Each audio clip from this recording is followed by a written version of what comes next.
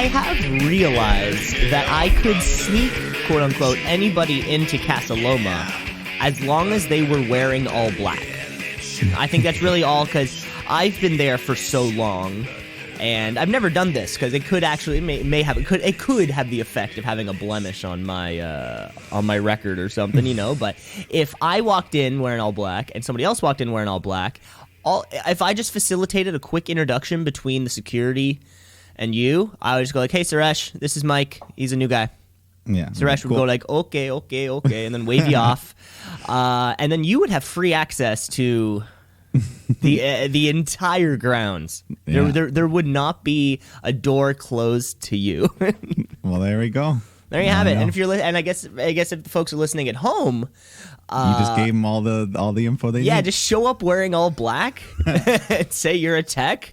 The security will just wave you off if you go Monday to Friday between 9 a.m. to 3 p.m. when Suresh is there. Oh yeah, he'll just fucking wave you off. He just. Yeah. No, it's like seeing videos of people just throwing on one of those like safe, what are they called? The high visibility vest things. Mm-hmm. Yeah, they just throw on one of those and just like walk into music festivals. Like, hey, Linda told me to go over this way. I'm like, okay. Yeah. Like, oh, okay, just yeah. Walk right in, yeah. If you look like you're supposed to be there, then a lot of the times you can just get in. I have I wear steel toes at work, and I have a visibility sweater. It's a really nice sweater, actually. It's all dirty, you know, but it's reflective. And if you're walking onto a construction site, those are like, oftentimes you also need a hard hat. But sometimes, depending on, you know, when they're just kind of doing like sidewalk construction and they'll tell you to use the other sidewalk, I have in the past just kind of walked through sidewalk construction, with my head up, making sure that there is nothing, swinging around or nothing's going to fall on me. But it's kind of like I'm wearing the vest, I'm wearing the shoes. Okay. Okay, are we all on the same, looking around at the employees. Are we all on the same page here? Okay, I'm just going to keep walking. Don't worry about me. Yeah, as long as they don't ask you to do anything. Yeah, as long as they're like, hey, new guy. Well, give us a hand over here. Hey, new guy, give me one of those 2x4, give me one of those 3x4s. Yeah, give me the L wrench with the corkscrew on the end. You're like, what? I am so bad at tools. I still don't know what a Phillips. I still know what a Phillips and Robinson is. I know which. I just don't know which ones they are. Okay. One's the Star. One's the. I think Phillips is the Star because that's more common. Okay. Yeah. See, you had me. You had me fooled. And then the flathead, that's easy. See, yeah, I think that's my biggest question is how did the flathead get away with not... Because you think, in theory, you'd call it like a square driver or like a star driver and then a flathead driver. Like, why didn't we just incorporate, the shape? The guy, Philip, he was really proud of his invention. and then Robinson came around and he was like, anything you can do, I can do better. Yeah, I mean, why couldn't the world just all have one screw? Yeah. I mean, a lot of the times you can just jam a butter knife in there and screw it shut anyway if you don't have it. That's what I would do as a kid. I mean, and that kind of works too because it is fun. But then if you move over to Allen keys or ratchets or like sockets, now we're into an imperial metric thing. So our screwdrivers don't even follow the laws of imperial metric because there's a whole third category. There's a fourth category, like a hexagonal head on a screwdriver. Yeah, the little type of thing. Nails. If you open up your MacBook, that type of head. They don't want you to get in. They don't want you to get in. They don't want you to get in there. No. Yeah. They don't want to see the little little colony they have in there. That just kind of like they're pedaling really fast to make your battery go. Just everything. Apple never wants you to get in. There's the secret. They don't want you to see their batteries. They don't want you to do nothing. Speaking of which, I think I need to replace my battery. Your Mike, I think that's a great introduction to the show. What do you think? Yeah, that was perfect. That was perfect. You already know what you're listening to. You already know you're listening to the Shoot Brothers Wrestling Podcast. Of course, it's a wrestling podcast. That's for sure. It's hosted by myself, Cameron Osborne. It's also, on the other end, hosted by Mike the Shoot Shepherd. And this is episode 98. It's been a long time coming for us to get to the big 100, and let me say, I can't be more excited. Yeah, I mean, we're looking forward to that. 198. 98 was a good number, though. Good year.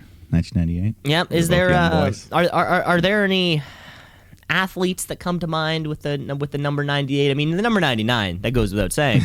But 98? Not the number, but the year sticks out as Right. I Okay, mean, well, I guess professional wrestling, that was a great year. The Attitude, the Monday Night Wars were in full swing before WCW started to die.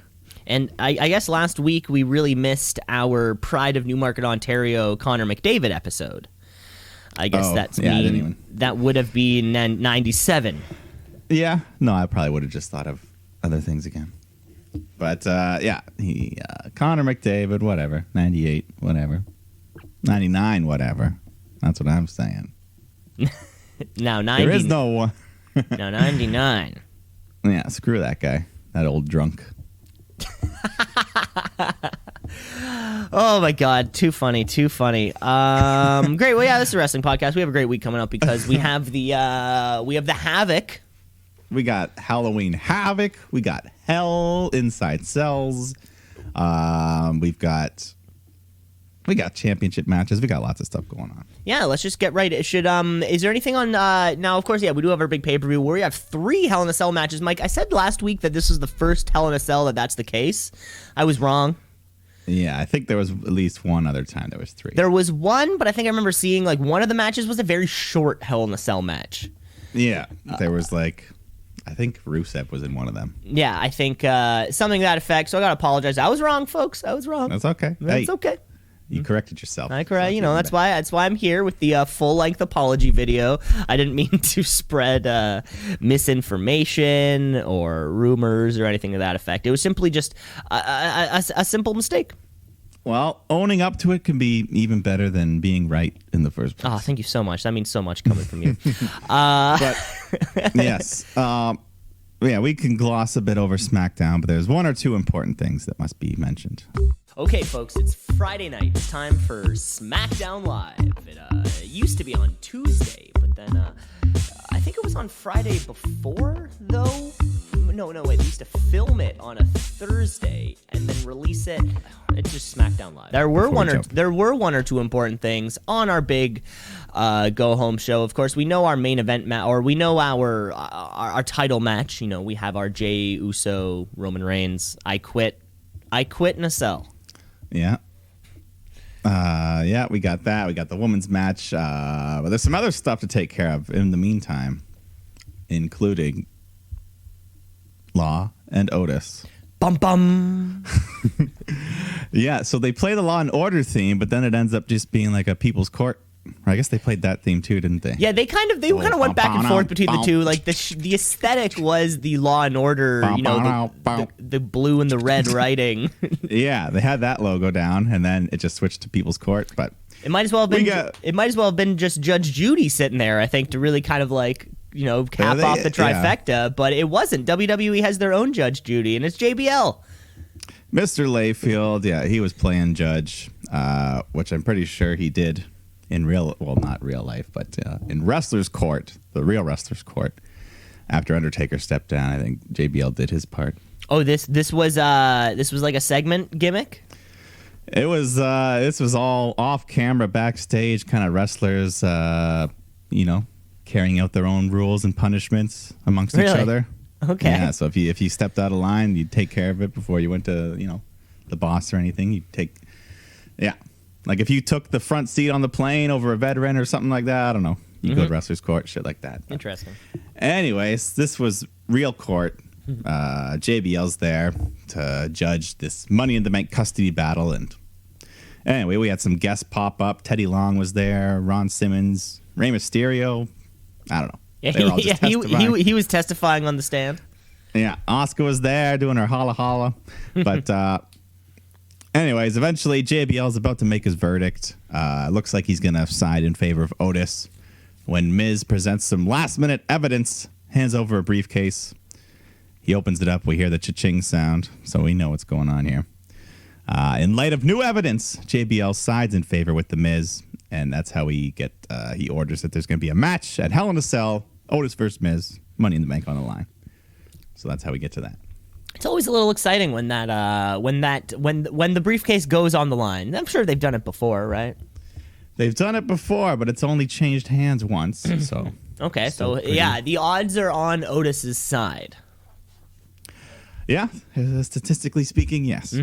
But then the one other thing that must be covered here was Shorty G took on Lars Sullivan, which is unfortunate already. So you know what happens. He gets killed by Lars with the freak accident. But the big story is afterwards when Charlie tries to get an interview with Shorty G, and he says he quits. So then we go to break. We come back, and Adam Pearce is backstage to check on Shorty, and he's like, yeah, I quit. I quit being Shorty G. I'm done being that character. I'm done being the joke. So no more of that crap. So there's only one man who could do what he wants, and his name is Gable. Chad Gable. So, yes, they're finally, hopefully, letting this guy do his thing. What a way to get your name back. Yeah, I mean, hopefully they'll just let him, muck around in that Intercontinental title scene or something, or... It also doesn't seem like, and maybe this is just Michael Cole being Michael Cole, but it seemed the Freak, they are pushing.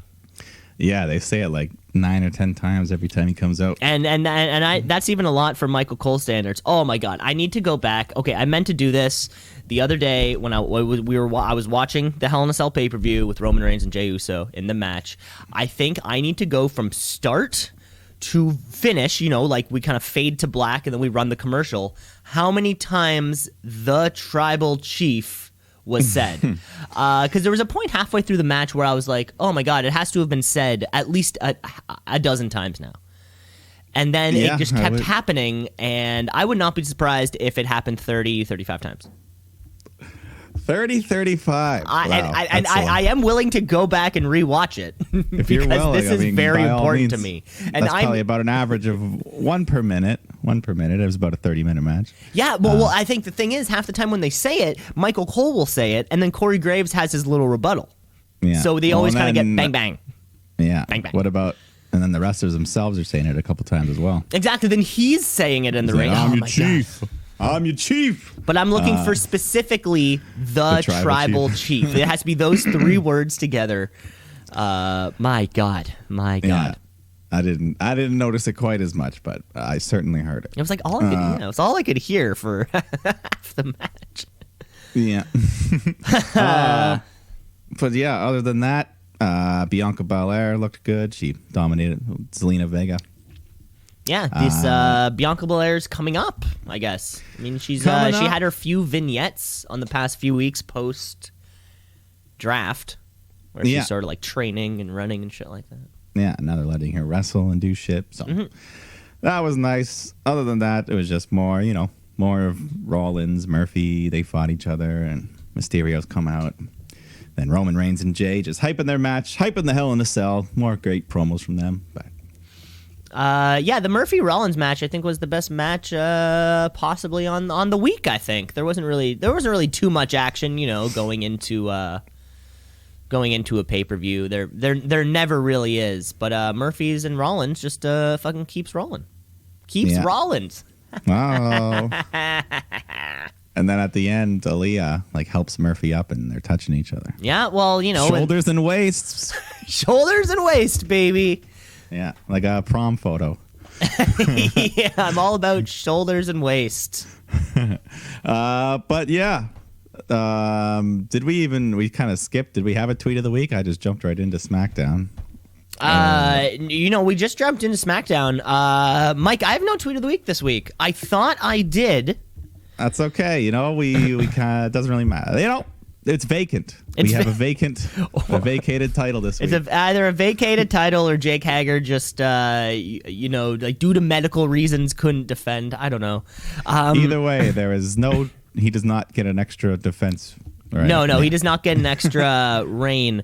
No, you know what? I save them. If I see it, I screen capture it, and then it lives, in my photos. Gallery or whatever, and fuck, I guess I just mustn't have done it, but I swear I did, and that's what's killing me right now is that I can't remember anything about it. Yeah, can't remember who sent it. I don't know. It was just, I guess, it was just busy watching wrestling. I guess that was nothing that controversial happened this weekend. No, nothing that controversial happened. Nobody's calling each other out yet. Shit, we will be sure to hop on that for next week. Jake Hager, though, you're safe for now. But of course, next week on episode 99, there has to be of course, a tweet of the week champion. Let's get to it. Let us tarry no further because our SmackDown's done. So let's talk about this pay-per-view, shall we? Let's talk about Hell in a Cell. Hell in a Cell comes around once a year nowadays. And we don't see cell matches ever except for... Yeah, pretty much now exclusive to the pay-per-view. And then they painted it red a year or two ago. And we're keeping it red. I just keeping it red. And the Hell in a Cell match is oftentimes the culmination of that sort of feud that it has to end in the cell. There's no DQ except for that one time. There's no DQs in the cell. All the weapons are available. It's bloody. It's brutal. And this time around, I'm thinking to myself, what are the odds that 3 feuds all are cell worthy? Yeah, of course. This time around, we have Drew and Randy. Who, this is now the 3rd pay-per-view I think they fought for each other. In very brutal matches. Bayley and Sasha. We know that there's going to be a kendo stick, and of course, the Tribal Chief and Jey Uso. Those are our 3 Hell in a Cell matches. Now, Mike, I did not watch the pre-show. Well, that's okay. You didn't miss a whole lot. Double J, Jeff Jarrett. He's on the panel now. Ooh, who'd he replace? I don't know. Okay. He was just there. And then the only match, R-Truth defended 24/7 title against Drew Gulak. You know the deal. Truth was doing his Cena thing. He wins. He gets chased off. That was it. Sounds about right. So we kick off the show with what I think you and I left last week's show thinking that Roman and Jay would be the main event. However, it's the opening event. Yeah, I mean, no matter how they were going to do it, I figured they would start with a cell match, kind of do a sandwich. Yeah, of cells. I guess it's a Big Mac. The Big Mac with the bun. I mean, but you'd got to think this is no bun of a match. This is the meat. This is the meat. Yeah, you're right. Roman, Jey Uso, with double Big Mac. Fucking lengthy intro package. I don't know if you caught how long some of this like particular to the pay-per-view or to this match. You mean? To the match. Okay. So, we see Michael Cole and Corey Graves, and then, they'll go into the video package highlighting, the past few weeks, and then up until from that point to ding, ding, ding, it was like 13 minutes. Yeah, I did notice that as well. The entrances, the video package took a bit of time, but you know what? Kick off the show with a bang. The Hell in a Cell I Quit match. The first I Quit match in over 5 years, they say. And I didn't care enough to do the research to prove that, so I'm just going to believe him. Yeah, I just believe that as well. But once again, we just get some great storytelling here. The one benefit of the empty crowds, just how much we can hear them talk back and forth. Just the family, the betrayals, being a chief, all that stuff.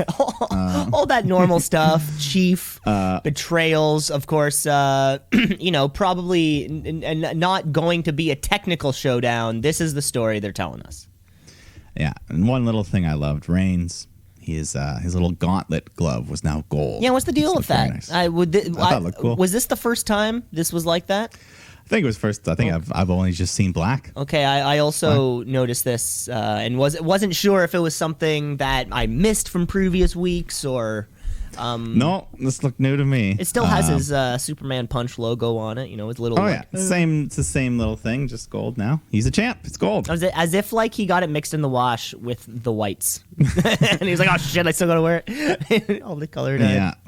Well, that's what they had the whole black versus white. Jey Uso was wearing all white. They did that theme. Yeah, 2 guys in pants, two Samoans with pants and tattoos. Like that's going to be difficult to figure out. But yeah, they're just slugging it out. The only use of the actual cell itself, they're just kind of throwing each other into the walls, doing some suicide dives, that kind of stuff. Reigns hits a bunch of spears, but he can't pin Jay. He's got to quit. So, Jay fights back. He hits his super kicks. He hits a couple of his big Uso splashes, but Roman's not quitting either. And Jay, he was swearing up a storm in this match. There were. Now I didn't watch it live. Did it get those live, or was there still kind of like that little tape delay? No, most of them were. There was a couple where they were a second late. You'd still hear the swear, and then it would go like blank after. But. Yeah, I think there was one where you started hearing like the motherfucker, and then he didn't quite finish the word fucker. He just got to stop it. Yeah, so he was fired up. And that's when we get the giant leather strap gets pulled out from under the ring, and he just starts beating the shit out of Roman with it. But then Reigns spears him, gives him a whipping with it, and then he ties one end of the strap to Jay and puts the other around his hand.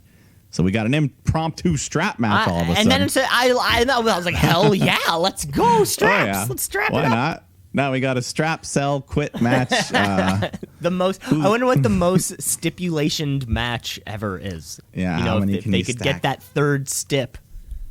I'm sure they could. So Uso's trying to choke him out with the leather, and at one point, Reigns like wedges Uso's head against the ring post, puts the steel steps against them, hits this big running drive-by drop kick, fucking his head up. Jay's out. Jay is completely out. He can't even quit. So at this point, the ref's ready to ring the bell and just call the match. But Reigns grabs the ref, just tosses him away. So then Adam Pearce and all the other guys come running in. They flood the ring, and Reigns just grabs the stairs. He's ready to destroy Jay when Jimmy comes running in. His brother dives on top of Uso and just yells at Reigns. He's like, "What you doing, man? This is Josh." So he's giving the real name.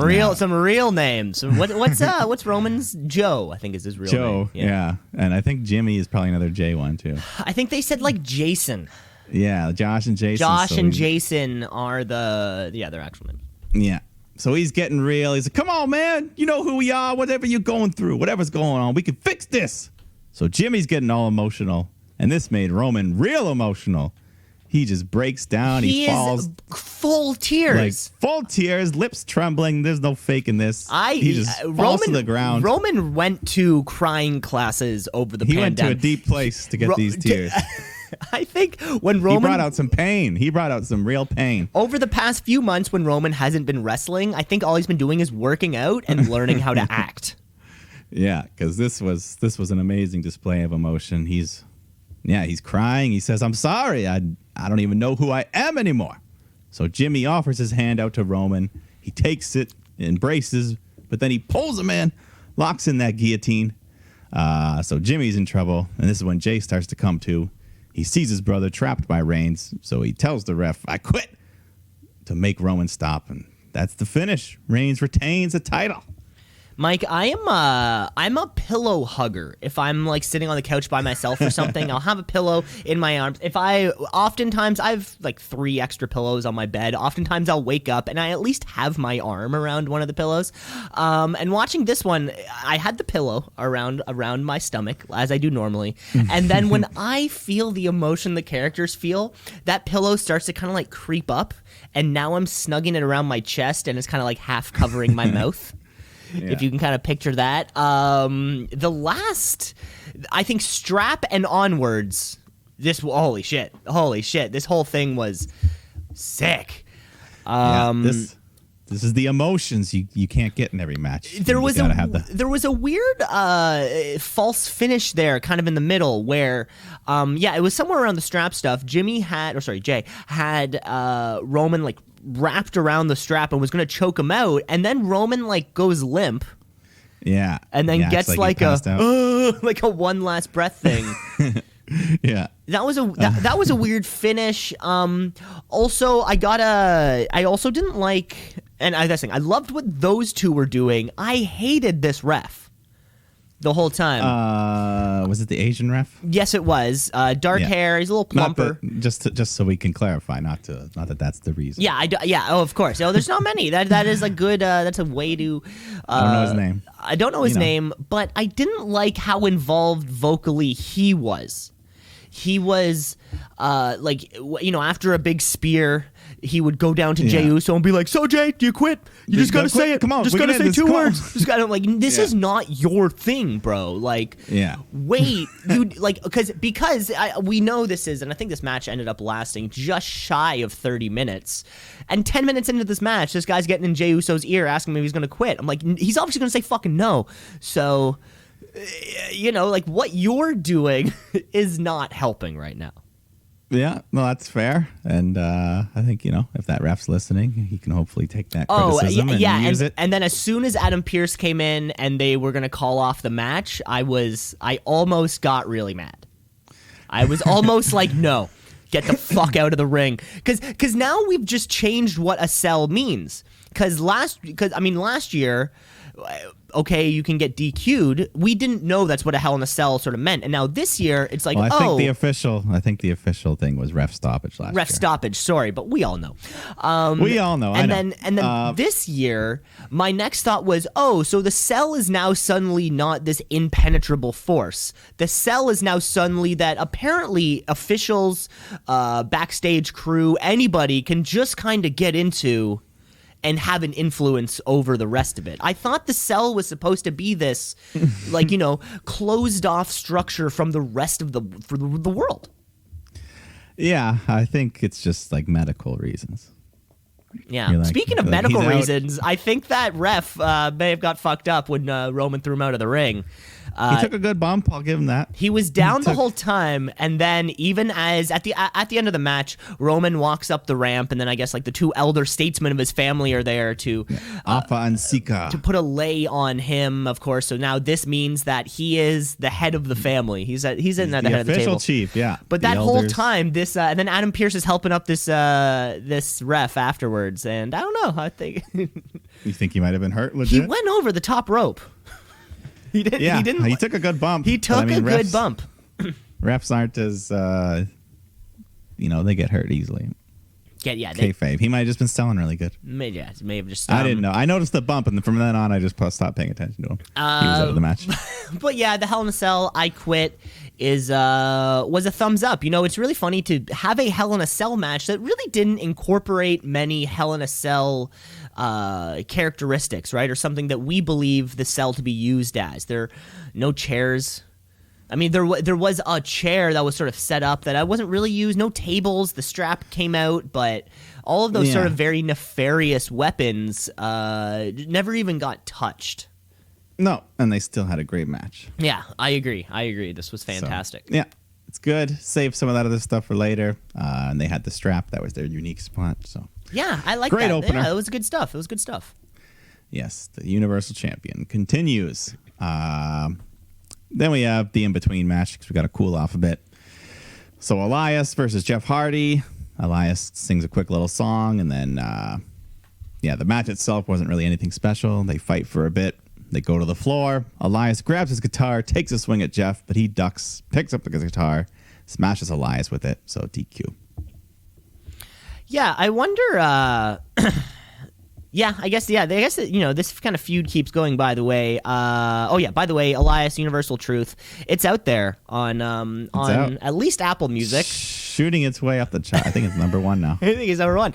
Sit Down, that Fleetwood Mac song that everyone longboards to, because there is a new rock song at the top of the charts. Amen. In a week where, or in a time... So we had one women's match on this card. Yes. Right. I sometimes wonder because of course I think on the Monday Night Raw, and anytime there's an opportunity for a qualifying match, they'll always put on Raw somewhere in the B block or something like that. That second hour. Mike, I don't know. Has it ever happened where sort of these quick 7-minute cool down matches can actually be something that, something like a qualifying match? Is that crazy? No, it's not crazy. It could happen. Yeah. I mean, we have, they have kind of done, like number one contender matches, but they don't seem to do them too much on pay-per-views these days. Yeah, save that for the TV ratings, I guess. Yeah, I don't know. Yeah, the match really meant nothing, but the next one, we got something on the line here as Otis defending his Money in the Bank contract against The Miz. And we got Morrison on the outside causing shit. Tucker's there, supposedly to help Otis. But yeah, at one point, Morrison grabs the briefcase. He's ready to smack Otis in the face, but then the ref catches him, ejects him from ringside. So Otis drags Miz into the ring, but then Miz kicks Otis into the ropes, where Tucker nails Otis in the head with the briefcase, allowing Miz to follow up with the pin, gets the 3, wins the Money in the Bank contract. So Tucker has turned heel. Tucky. We can't call him Tucky anymore. That name's too endearing. Yeah, so, turned on his brother. Miz wins the case, though, which I think we agreed was probably the better option for now. Yeah, I believe I gotta say if the Kovitude era affected one particular star, it would have to be Otis. I think Otis was, he broke out last year. He was going to be the dude this year because the live fans dictated it. Yeah, they loved him. The thing with Mandy was picking up a lot of steam. Him and Mandy were so over. The Caterpillar gimmick was over. Just his funny nature was over, right? But without those live reactions, he's just not over. However, breaking up Heavy Machinery, that's a mistake. Yeah, I mean, now that Otis doesn't have the contract, what the hell is he gonna do? I wonder, maybe at the shooties we could have an in memoriam, and they're for all the tag teams that were broken up. Of course, the Iconics, Heavy Machinery, broken up before their time. Yeah, the list is growing. Yeah, I'm gonna write that down. I'm gonna write that down. We're having an in memoriam section. But yeah, I like the decision. Miz Money in the Bank. Otis becomes only the second man in history to lose his briefcase. Who was the first? Who was the first? Mr. Kennedy. Mr. Kennedy. Yeah. But moving on here, we got the next big match of the night. The Hell in a Cell for the SmackDown Women's Championship. Bayley defending against Sasha Banks. And they followed the theme of the first match. Sasha's wearing all white. Bayley's wearing all dark. Yeah, it almost looked like a new cut of ring gear for Bayley too. Oh yeah, they usually debut in nice new gear for a big pay-per-view. Mm-hmm. And Bayley comes out. She's got a chair with her in hand with a little spray paint on it. And right off the bat, I like the timing of the very first spot when the cell's lowering and then Sasha just runs and drop kicks the chair out of Bayley's hand and just slides under the ropes outside the cage just as it finishes lowering. Yeah. Now we're in it, baby. Now we're in it. They're just right off the bat. They're just brawling heavy, stiff strikes, slamming each other into the cage wall. They bring out the table, which Sasha slams it into Bayley's stomach, and then she gets a running start, runs up the slanted table, hits a big meteor into Bayley, into the cage wall. She hits a bunch of nice meteors throughout the match. Yeah, that's her. Is that? I think she did this. She did those last Hell in a Becky. Cell match. Yeah, maybe not the exact same run up the table. But the similar. Yeah, she's running off stuff into stuff. She's using jumping, she's diving, her knees. she's flying those knees everywhere. At one point they get out the kendo sticks and they start making this contraption they set up the kendo sticks horizontally between the cage and the steel steps, and then Sasha just gets tripped, smashes through head first, that neck, breaking the kendo sticks. I think at one point Bayley taped kendo sticks together. I think did that happen? That happened, a bit later. She gets duct tape. She didn't really, nothing really came of it. She gets out this duct tape and just tapes so she these gets two out the sticks duct together. tape, and we've all, Mike, you, me, listeners at home, we've all had to start a new roll of tape, and we all know what it's like to kind of first you gotta kind of spin the tape around. You gotta find where you kind of gotta look into the light so you can see where it starts. And now the tricky part comes in. It's actually getting the tape off. Yeah, and she's sweaty. She's mid-match. She's sweating. She's wet. She's trying to. She just can't. She's trying to use her teeth. She can't. Even asked the ref for help. She's like, hey, help me with this, will At ya? one point, we have a rule at work, or just kind of not even just kind of like a rule of thumb at work with gaff tape, where after you finish it, you just kind of roll, 2 centimeters of the roll. You just kind of bloop. That way, it's just a little tacky thing for you to grab onto. For the next person pulling, just a little production note for the WWE. Yeah. So then we get back into the ring here. We get some chairs brought out. Bailey just sets up one of the chairs into the corner there, and then she hits like a big running sunset bomb where Sasha just goes flying backwards, slams her head into the chair, gets a big near fall for Bailey. She hits her big elbow drop as well for another one, but then Sasha gets Bailey in the bank statement, but Bailey just kind of crawls to the edge under the apron, gets Sasha all tangled up, and then she slams Sasha against the metal frame of the under part of the ring, which I've never seen before. I just kind of I didn't know that part existed in ring in the ring construction. Steel. But then she does her whole duct tape thing we went over, and as she's doing that gives Sasha time to grab a fire extinguisher, so she sprays Bailey in the face with that, and then Sasha just starts running wild, hits a big frog splash, but then midair, Bailey just kind of gets a chair up, so she lands on the chair, and then Bailey grabs a ladder, and she sets that up across 2 chairs to make a little ladder table, and then she pulls out a can of spray paint, sprays a little X across Sasha so she knows where to hit, and then she climbs up to the top for an elbow drop with a chair, but Sasha avoids, and then she hits the Bailey to belly she hits Bailey's belly to belly onto Bailey onto the ladder, so she almost beats her with that, but then Bailey kicks out, hits her own belly to belly. Sasha kicks out of that, so then Bailey goes for one more belly to belly while holding the chair for extra damage, but Sasha counters it into the bank statement, wraps the chair around Bailey's neck. And while she's got that applied, she's just stomping the shit on the chair with her foot and forces Bailey to tap out. The Boss wins. New champion. The Boss wins. Brand new champion. Yeah, great way to use the weapon. Just like we said with the the Roman J match. Didn't use the cell as you would think it would be used. But these guys, there were chairs, ladders, sticks, tape. Yeah, they used it a bit. There was Sasha. She was climbing the wall like a spider a couple times. Climbing the wall like a spider a couple times. Mike, you would probably be a better one to... you would definitely be a better one. Has a woman ever made it to the top? To the roof? Yeah.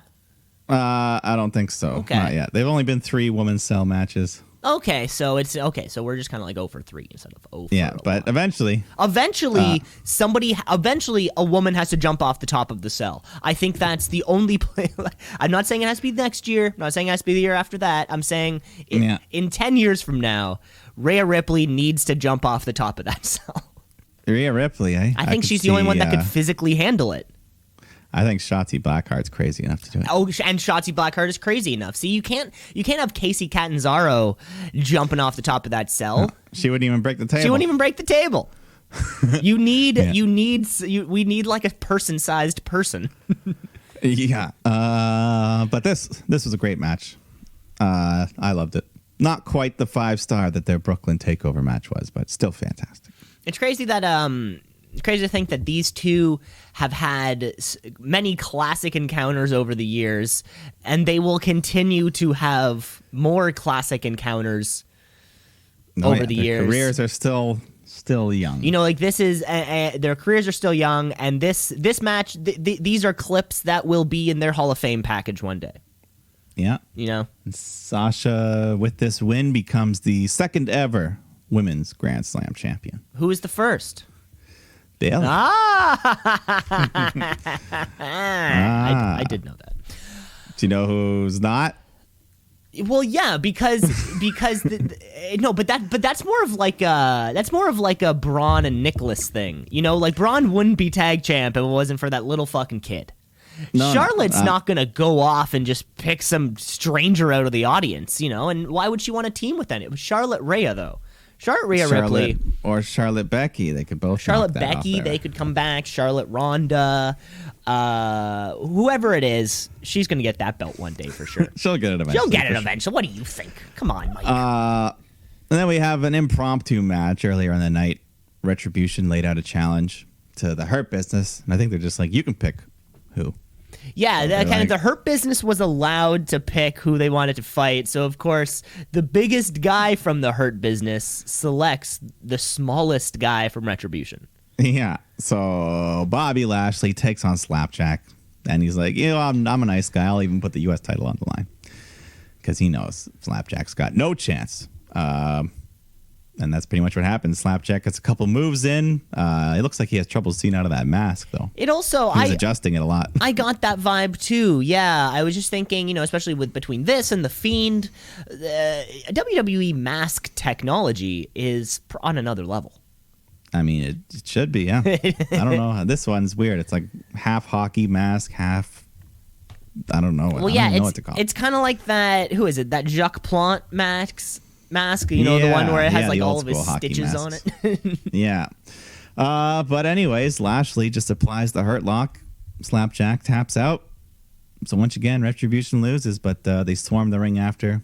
And then Hurt Business come out and scare them off. So once again, Retribution just looks like bums once again. Once again, get out the shovels because it's burying season, baby. Baby, indeed.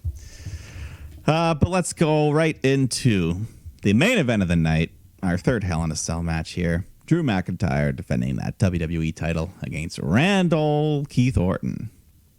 But during Drew's entrance, he comes out first. We get a very rare sight as the newly found master of disguise, Randy Orton, was dressed up as a cameraman, and he attacks Drew mid-entrance. So for the first chunk of the match, we see Randy wrestling with pants on. Dude, I thought to myself, this is what I want. I want Randy in pants.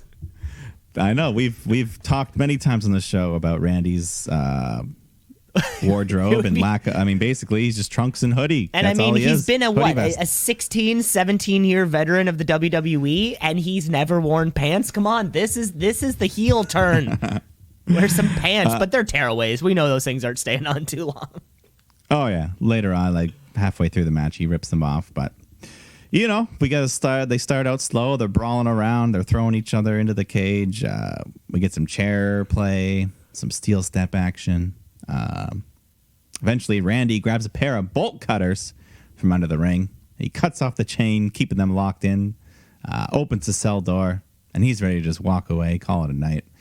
But Drew goes after him, so Randy decides to climb up to the roof of the cell, and then Drew climbs up after him, so they're both now on the roof. They're fighting around. We get some cool shots. I think they had a drone camera flying around. Yeah, that's a big boy on top of the cell. They ran into this, you kind of see like camera-wise where the Jumbotron wasn't as high up as it probably is in like an NHL, NBA arena. So there was like this very you could see the speakers and stuff hanging There was down. this like short sliver where you could definitely see everything that was going on. It just wasn't like the ideal camera position. That cell's too fucking tall.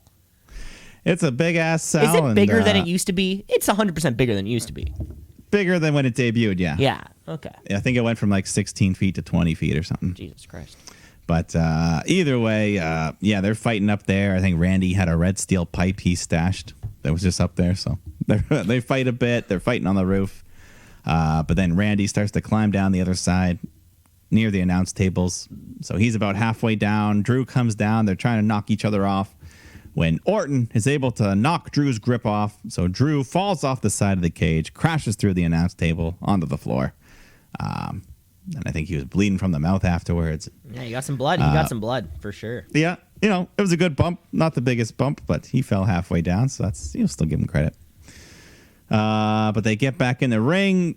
Drew hits a Claymore, but then Orton is able to roll out, so he doesn't get pinned. So Drew tosses him back in, goes for another Claymore, but then Orton ducks it, hits an RKO, and pins him for the 3. So we got a new champion for the 14th time. Randy Orton. 14-time champion. Holy shit.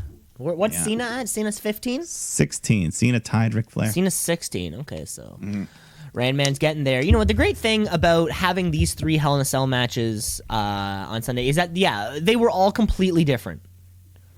Yeah, they all managed to, like even the weapons they used, they kind of, one had bolt cutters, one had a leather strap, the other one had the sticks in the chair. And this one, that's sort of like very methodical. These are two big guys going at it. The classic through the table spot outside the cage. Somebody had to go up top.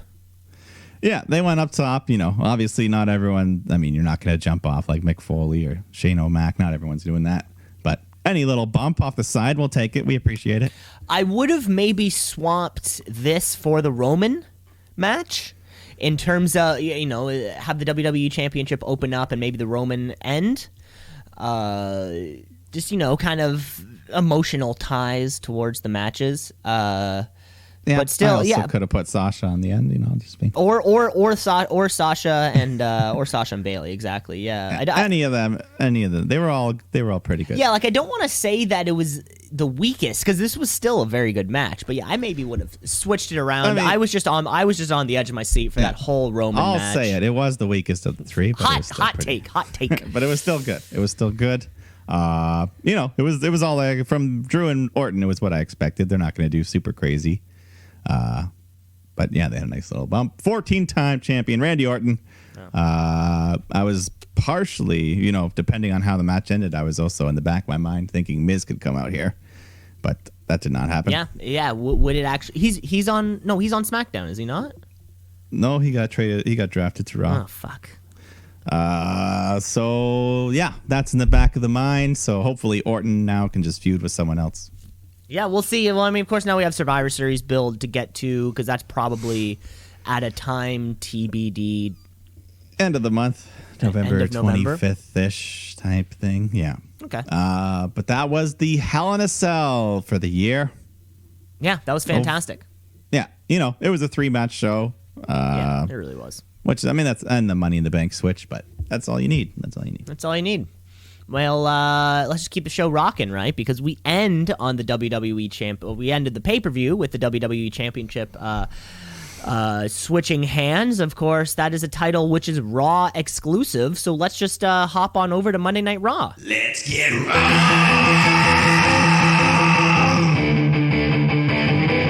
Let's get raw.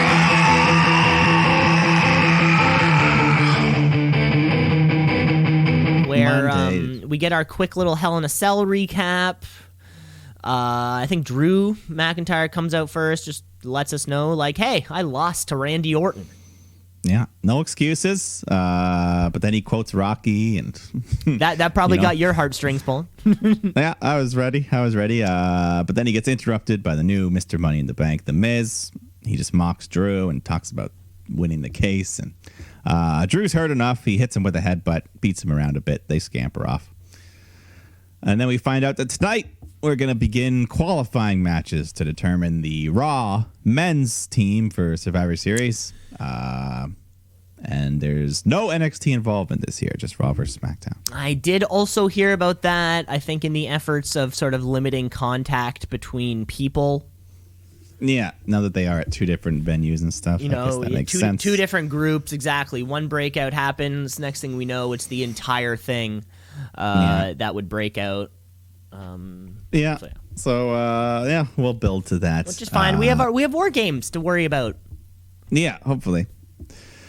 But we start off with one of those qualifier matches. AJ Styles takes on Jeff Hardy, and we got Big Jordan out there again. I think at one point Hardy dives to the floor and Jordan just catches him midair, and he just looks at Hardy, just like, "Whoa, is that it?"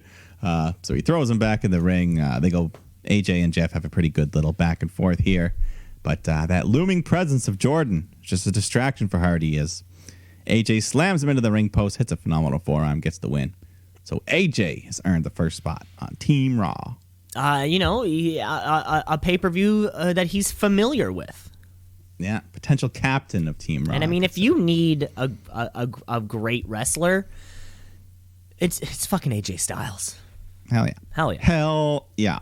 Then I think right after Elias shows up and smashes Hardy with a guitar. Big ol' smash. So that's gonna keep. That's certainly gonna keep rolling on.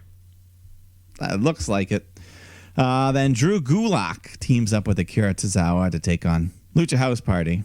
Who they're still going by that name, even though Kalisto's gone. But that's okay. Eventually, Truth comes running out. Everyone just starts attacking Truth, trying to pin him for the title. But eventually, Lindsay Dorado hits Gulak, beats him because they're still in a tag match after all. But then they just chase Truth away anyways. God, this is getting old. Yeah, that's enough to say about that. Because we have a new episode of Firefly Funhouse where all the puppets, they're gathered around. There's a table. There's a bunch of baked goods. Bray shows up. He's got a Mad Hatter outfit on. And then the special guest, Alexa Bliss, arrives. She's got a pot of tea. She pours some for Ramblin' Rabbit. He drinks it. But then she reveals a secret ingredient, arsenic. So he just kind of vomits, has a seizure, and dies once again. Classic Ramblin' Rabbit. Always dying. Yeah. Bray says, we're all a little mad down here, but this is the place where you don't have to hide anymore. So you're safe. He comforts you. He heals you. He protects you. And there's only one thing you have to do. And then we zoom on Bliss's face as the fiend hand reaches in, covers her eyes. And then when he pulls his hand away, she opens her eyes, revealing that she's got this new evil white and red colored gaze. Looks really cool. Yeah, they're both buying into this. Yeah. And then she just says, let him in. And then she snaps back to her bubbly self. The eyes return to normal. And she just says, fun's getting started. Because later I get to have a fun chat with Randy Orton on a moment of bliss. Yeah. So, refreshing. And at the same time, kind of refreshing the Fiend story. The Fiend on SmackDown was so dominating because he was always either the champion or about to be the champion. Now he's moved over to Raw, new place, but same shtick. He has to go after that. He needs to talk to Randy. He has to go after that Raw or that WWE championship. Yeah. And I like this, because they're probably not going to put a mask on Alexa Bliss, but this changed eye color shit is cool. Yeah, it's kind of like they made her face, just with makeup and things, making it look more she can have her alter ego. Yeah. Yeah, so digging that. Then backstage, Nia Jax, Shayna Baszler approach Adam Pearce because they're not doing qualifying matches for the women for Survivor Series. They're just going to make a list, so... That makes sense. It's that's consistent with how I would perceive the booking to go. Yeah, why not? Then Elias is in the ring to perform a song from his hit new album, shooting up the charts. Universal Truth. Universal Truth. At this point in the show, it was number 2, but it surpassed Hamilton for number 1. Wow. On Apple Music. That musical that came out 4 years ago. Yeah. Wow. So Keith Lee interrupts him. They have a match. Then it's a qualifier match. Lee versus Elias. Elias gets some moves in. He climbs up to the top rope when Jeff Hardy's music hits, which distracts Elias. So Lee tosses him down, but then pops him back up for the Spirit Bomb. Gets a 3 count. So Keith Lee is on Team Raw. But, so once again, they give him a win, but there's that caveat of just a little distraction. Couldn't even be clean against Elias. He couldn't even actually win against Elias. I know. Survivor Series last year was Keith Lee's possibly best performance, kind of on the large stage, on a non-NXT stage. His coming out party. So if maybe this can hopefully just be like that. But he's still focused on Braun Strowman. Yeah, why? I don't know, because that's what he seemed to say to Charlie Caruso before the match. I do not know. It's 2 big men, so obviously the 2 big men are going to go at it, because who else are the 2 big men going to go at? It's I'm not saying I like it. I'm just saying it's happening. I know. I don't think any of us like anything about Keith Lee on Raw so far. Yeah, I wonder who, and I don't mean this to be rude, I actually just genuinely wonder who are Braun Strowman's biggest fans? I mean, if I'm, because certainly he's been off NXT for so long that if you're a fan of NXT guys, you Braun Strowman's not really in your wheelhouse, and even if you do watch the main roster, like I would think all the other so many other performers would have much more of your attention. AJ Styles, The Fiend, Roman, Drew, Randy. Like, who out there is sitting there like, yeah, I love, like, Braun Strowman's my favorite. Oh, I think Vince McMahon might be one of those. Short of Vince McMahon. Well, that's, other than that, it doesn't really matter. That's a good point. I guess. Unfortunately. Is there really that many Get These Hands t-shirts being pushed? That there was a little while where maybe. Mm-hmm. Yeah, just curious. I mean, I don't know. I don't know who out there is stoked on Braun. That's all I got. No, I mean, I'm not going to sit here and defend him. So, and I think at the very end, Jeff Hardy comes out and smashes the guitar over Elias. So they're just wrecking these instruments. Yeah, I know. Oh my god. I wonder. Do they think they have a deal with Peavy or something? Or they're definitely buying like Squire guitars. They're not. They're not smashing Fenders. No. Then the Hurt Business come out. They cut a promo on Retribution because we're getting an 8-man tag. So Hurt Business versus Retribution. Poor Mia Yim Reckoning. She's got no woman to fight, so she just stands around on the outside. But kind of like, what do you do with that? Yeah. Well, what they decided to do was, so Reckoning here, she jumps up on the apron in the middle of the match, and then she just starts freaking out, saying, "Get it off," as if she could see bugs on her skin, like in The Perfection. Did you ever see that movie? I've never seen that one, no. Well, that's okay. I won't spoil it. Okay. But so same idea. Mia's screaming. She thinks there's bugs going on or something. I don't know. The ref's like, "Mia, what's up?" MVP doesn't know what the fuck's going on. He's just watching. So Slapjack rolls him up from behind and gets a 3 count, eliminating MVP. So Reckoning's just still flailing around. She looks like she's possessed.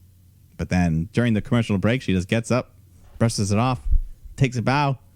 So good acting on her part. And then the ref says, "Fuck that." He ejects her. Yeah, I'm sitting there. I'm going like, wait, was this a distraction or are you trying to plant a seed for something further? I mean, it worked. Either way, I guess it worked. But yeah, how do we get the woman to not have to wrestle? Have the ref kick her out for a seemingly arbitrary reason? Well, she was in the ring. Okay. Shouldn't have been in the ring. But anyways, Lashley and Slapjack, they go back and forth until Lashley hits a big spear, gets the 3, so he's gone. Then T-Bar comes in, brawls with Lashley. Lashley and T-Bar, they fight outside the ring into the crowd as the ref reaches a 10, so double count out. They're both gone. So now it's 2 versus 2, Cedric and Shelton. They hit a big combo of moves ending with the pay dirt. So Shelton eliminates Mace. So now Mustafa Ali's all on his own.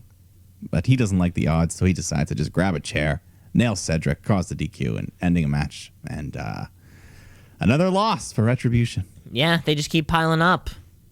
Yeah, it's really not going well for them. Yeah, I don't know. Yeah, whose idea was this to have the only 2 factions in the company on the same show? Because then just like logically, they have to fight each other. There's no other large faction on SmackDown. Not right now, no. We just had the draft. You would think by separating these 2 factions, it would then create, or it would then make their eventual meetup to be that much more important. Yeah, I mean, even this match itself, they could have saved it for Survivor Series, but they obviously don't care enough. Retribution might even be around by then. Yeah, I wonder just what the deal is. Why these sort of things are. There is no deal. There has to be a deal, though. There's no deal. There's no deal. Howie Mandel, go back home. There's definitely no deal. I mean, there's no plan for Retribution that I can think of at this point. No plan. They were given a stud in Dominic Dijakovic, and then, of course, Mustafa Ali following. Yeah, we were excited. Like, okay, they got a leader, they got some direction, but nothing. But then as soon as they were just put against the Hurt Business, they could have been put against anybody, and they chose to put them against another, or like the better of the factions. Yeah, the one that's been picking up steam all summer long. The one that's actually been doing stuff, yeah. Yeah, so, I don't know. I don't know where we go with that. Who knows? But Drew McIntyre takes on The Miz, and then Drew just dominates him, hits a Claymore for the easy win. So letting people know, hey, I'm still good. And the come up of Drew, like Drew as the face non-title holder, was also fantastic. Everything from the Rumble to Mania, him working to get that title, was half the fun. Yeah. Seeing unfortunately, babyface Drew beat, and kind of climb his way to the top. And having him against The Miz and Morrison is a very clear face-heel thing. Yeah, it works. Yeah, I don't know what Drew is going to do if he's not in the title picture for a little bit. He needs something to chew on. He needs something to chew on. And I got to say, too, so does John Morrison. John Morrison is sort of, it seems as though he's become the Miz's comedic sidekick, where before he was doing these badass, like, corkscrew flips off of the stairs. Yeah. Corkscrew suicidas and shit like that. And now, his in-ring presence has just, like, taken a step back. Yeah, no, I wouldn't mind to see him used more. Yeah, why not? Why not? Why not? We go backstage where the New Day are dressed up as the Street Profits. And then, they just kind of cut a promo because we're doing the whole champ versus champ thing again. So New Day's going to face Street Profits at Survivor Series. That's going to be fun. Yeah, that'll be fun. Great styles. Asuka's going to face Sasha. All the other ones, Sami Zayn, Lashley. All that's going to happen. That's the one I'm not looking forward to. I think out of all the current champ v champs, just because didn't we get Lashley, Sami Zayn before for possibly the Intercontinental Championship? I'm not sure. I think this may have been a match that we saw one or two times. Kind of like that, like a pre-show pay-per-view type thing. Very possible. Yeah. But I feel like they've been on separate brands at least the last year or two. Okay. I could be wrong. But yeah, just we'll see. Two very different. I mean, they might not even be champs by the way. Two very different styles also, right? Between those two guys. Where both Asuka heels. Sasha, that blends perfectly. The New Day Street Profits, that blends. Yeah, two fun teams. And that'll be. Then we go the WWE officials. Adam Pearce, and I learned the name of his right-hand man, Pat Buck. Pat Buck. There. Yeah. He's there both out to introduce us to the 5 women who will represent Team Raw at Survivor Series. So we start off with the women's tag champs, Nia Jax, Shayna Baszler. Then we get the other tag team, Mandy Rose, Dana Brooke. And then rounding out the group, we are going to have a 5th member settled in a fatal 4-way match. So we bring out Lana, Lacey Evans, Peyton Royce, Nikki Cross, who's got a new theme song. And then, we just got right into that match. Short little match, but they work hard. Eventually, there's a big triple suplex spot in the corner. But the 4th woman not involved in it, Lana, comes running in, takes advantage of the damage, and she covers Nikki for the 3 count. So she steals another big win for Lana. I'm enjoying this little push she's on. The up and down, it's like a roller coaster with Lana. Either she's at the lowest of the lows or the highest of the highs. There's no just like on a trajectory.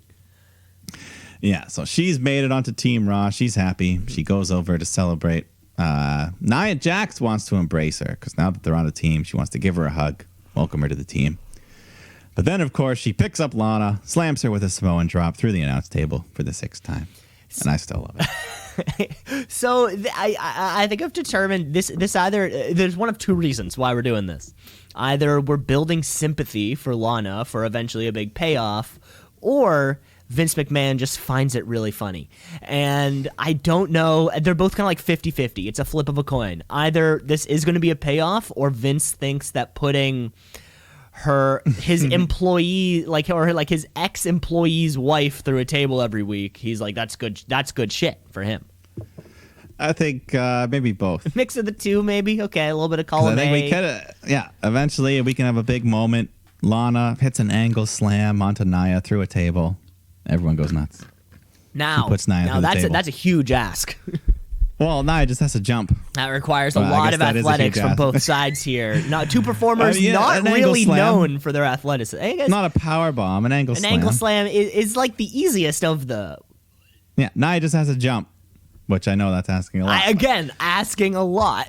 Just jump like a foot, and then your weight will do the rest. It'll break the table. Maybe you'll Lana be a will look trick good. table that's, normally the tables are kind of like waist high. This one's kind of like calf high or like knee high. It's like a little- I guess they could just do a splash, like lay Lana down Oh, yeah. or lay Nia down. Oh, She that's jumps up. that'd be a lot of padding. So, right down. Yeah. Anyways, our final qualifier of the night, we got Matt Riddle taking on Sheamus. They just have a good old physical bruiser match. Riddle hits a big exploder suplex off the top rope for a near fall. And then he tries to hit the floating bro, but Sheamus gets the knees up, targets the back of Riddle, and then eventually hits a brogue kick to get the win. And a spot on Team Raw. And a spot on Team Raw. I think my takeaway from this match was there were way too many fake chants and crowd noise pumped in on this one.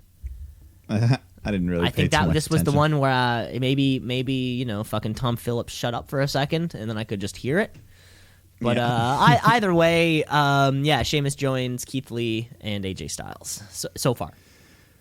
So far, Matt Riddle, he's not quite as bad as Keith Lee territory, but his booking hasn't been that. He hasn't really done anything Has since being on the not main roster. been the best. Yeah, it's He's just kind of floating, bro, as we say. But the final segment for the night, we've got Alexa Bliss in the ring for a moment of bliss, which looks great in the Thunderdome with all the screens just lighting up the nice little city backdrop. Mm-hmm. But and Bliss as well had some new music. It was kind of like a remix of her theme with okay. more scary, I heard more that fiendish. too. Yeah. Yeah. So anyway, she's in the ring. She's all bubbly. She's happy. She's got her cute little overalls on, and she introduces 14-time world champion Randy Orton, who comes out. But right away, he's looking over his shoulder. He's suspicious. So Alexa's like, "Take a seat. I won't bite." And he's like, "Nah, I'm good.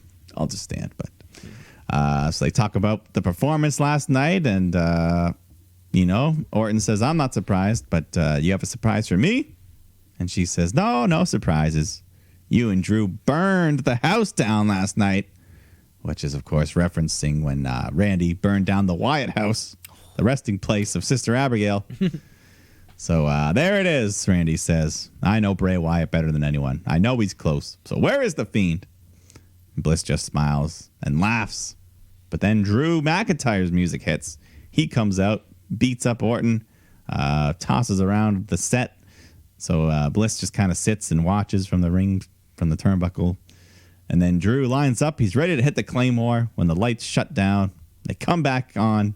Bliss is gone. Drew's still in the ring, but Randy's now walking up the ramp. But the Fiend appears behind him, so Randy knows he's got no place to go, so he takes his chances, decides to slug it out with Drew. But then the show just goes off the air with them, the two of them just fighting on the announce table. Orton's pounding him. And then we go off the air. Man, I love this. This is now kind of the second week in a row where we end Raw just by fading to black. Yeah. So the first time, I think it was on purpose. This time, I think they cut like a second or two too early. You think so? Because I saw on YouTube after, like, right as it cuts, Drew grabs a pen and stabs Randy Orton in the face. Oh, shit. So that part didn't make TV. So. Oh, I bet if Unless that was intentional. Maybe it was too hot for That's TV. a good point. I bet if we checked out WWE's social medias, we'd be able to figure out the ending of the match because they love doing that, don't they?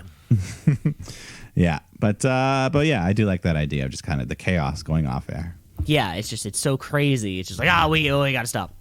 Yeah, we gotta get out of here, folks. But yeah, that was it. That was your fallout. That was the pay-per-view. That was everything to do with the main roster. That was a great first half of the show. Indeed, Also, it was. Mike, I think it's about time we take a break.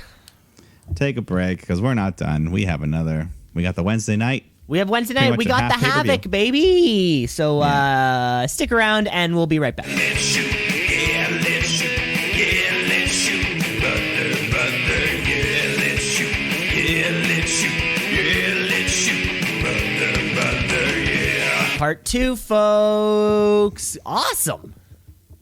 Wow. That's all I had. I just had the one word. Awesome. Ladies and gentlemen, due to time restraints, we actually got to skip trivia this week. Yes, it'll be back. Of Don't course, worry. they'll be back with a vengeance, but unfortunately, I got to get to work, and I knew if we started the podcast at like 10 a.m., maybe, but that's pretty early for a Thursday morning. No, yeah, we trivia. We like to let it breathe. We have a lot of fun with that.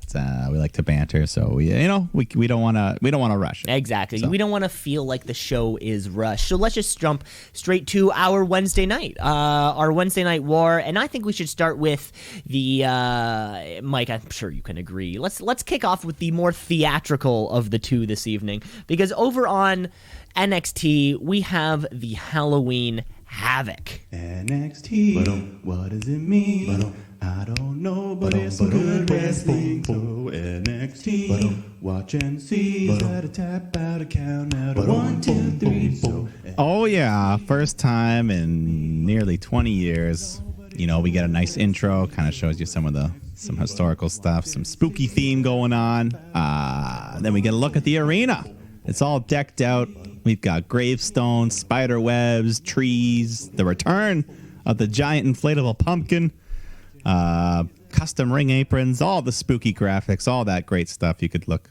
It was pretty nice. I liked it. Not quite as elaborate as the old WCW days, but still good. Felt like a mini pay-per-view. So yeah, it was a WCW, or I guess it was an NWA was the first group. Yeah, back in 89 Back or in something. 1989, I was just looking up. It was the main event was, they called it a Thunderdome match, which I thought was kind of weird and ironic. But it seems, judging by what I've it was pretty much just a Hell in a Cell.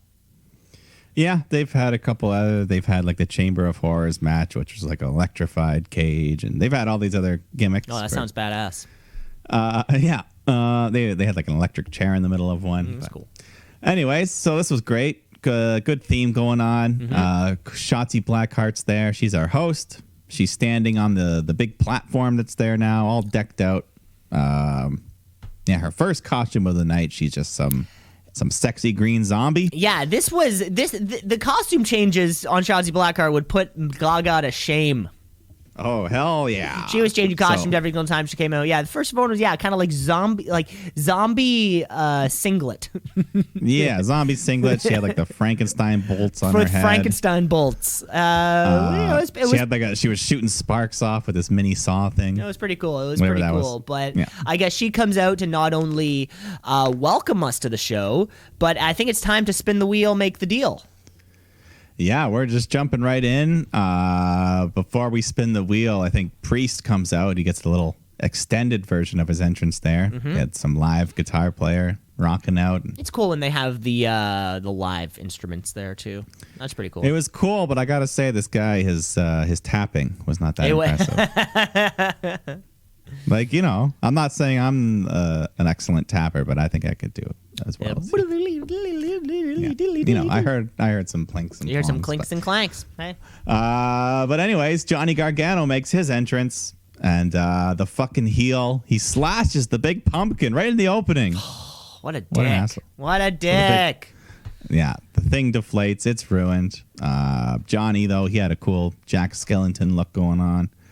His whole jacket. Yeah, it looked cool. Yeah, he's always got new shtick theme. Yeah. So this was Halloween themed though, but the reason we're here, let's spin the wheel, make a deal. So it's time. They got a full prop wheel. It's not just a video screen. This is a real wheel. Shotzi spins it, and it lands on Devil's Playground match, which means no DQ, no count out, falls count anywhere. I guess, is that street fight, kind of? I mean, pretty much. Okay, I mean, there's a bunch. Well, we're just other names for things. I'm waiting. There's other you know names. how they say, like, there's only, like, 7 kinds of stories you can tell or whatever that is? There has to be a new stip out there. There can't only be, like, 5 different stips. No, there is. There's endless amounts that you can think of. But anyways, yeah, for this one, we're getting the Devil's Playground match, no DQs, anything like this, and the two men, the match kicks off, and the two men quickly go for weapons. Oh yeah, so they quickly move outside the ring. We get the kendo sticks, but Priest got his nightstick to counter with, and then Priest throws Johnny into the now deflated pumpkin, and he gets kind of all tangled up in there for a minute. comically tangled up in it. Then back in the ring, Priest hits his giant choke slam sit out thing. I forget what he calls it. Gets a big near fall. Then Johnny hits a nice sliced bread onto Priest onto the steel steps. And then they fight over to the graveyard part of the set. And one of my favorite parts of the match, there's this coffin that stood up. And then Johnny opens the coffin and a skeleton pops out. And it frightens him, so he super kicks the skeleton back in. Like, oh my God. And he does his Randy Orton impression. He's like, stupid thing, stupid. But that distracted him, so then Priest took advantage, and it was funny. They fight backstage, and then I don't know if you caught it, but I could hear the director. He was like, 2 minutes, we gotta go, 2 minutes. Oh no, I didn't hear that. I'll have to listen back. Yeah. So and by God, 2 minutes later, we go to a commercial break. So they fight through picture in picture. Johnny gets a crowbar. He starts hitting Priest with that.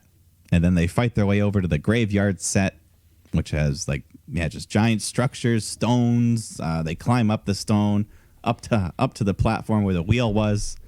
So they're smashing each other with garbage cans. Priest, he's ready to hit the reckoning when Ghostface, the villain from Scream, shows up, and he just nails Priest from behind with a pipe.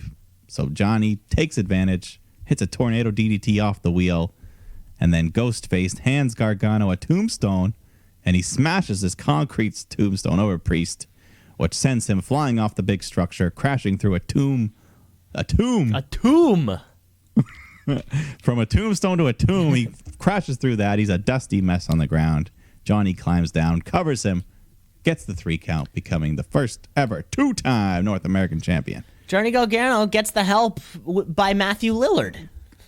Who knew? Is that the name of the first Scream villain? Yeah, well, I think it's him. It's the two of them, right? Well, David Arquette, right? No. Wasn't that the end of Scream 1? No, the end of Scream 1. It's the boyfriend and then the dumbass best friend. It's the two of them.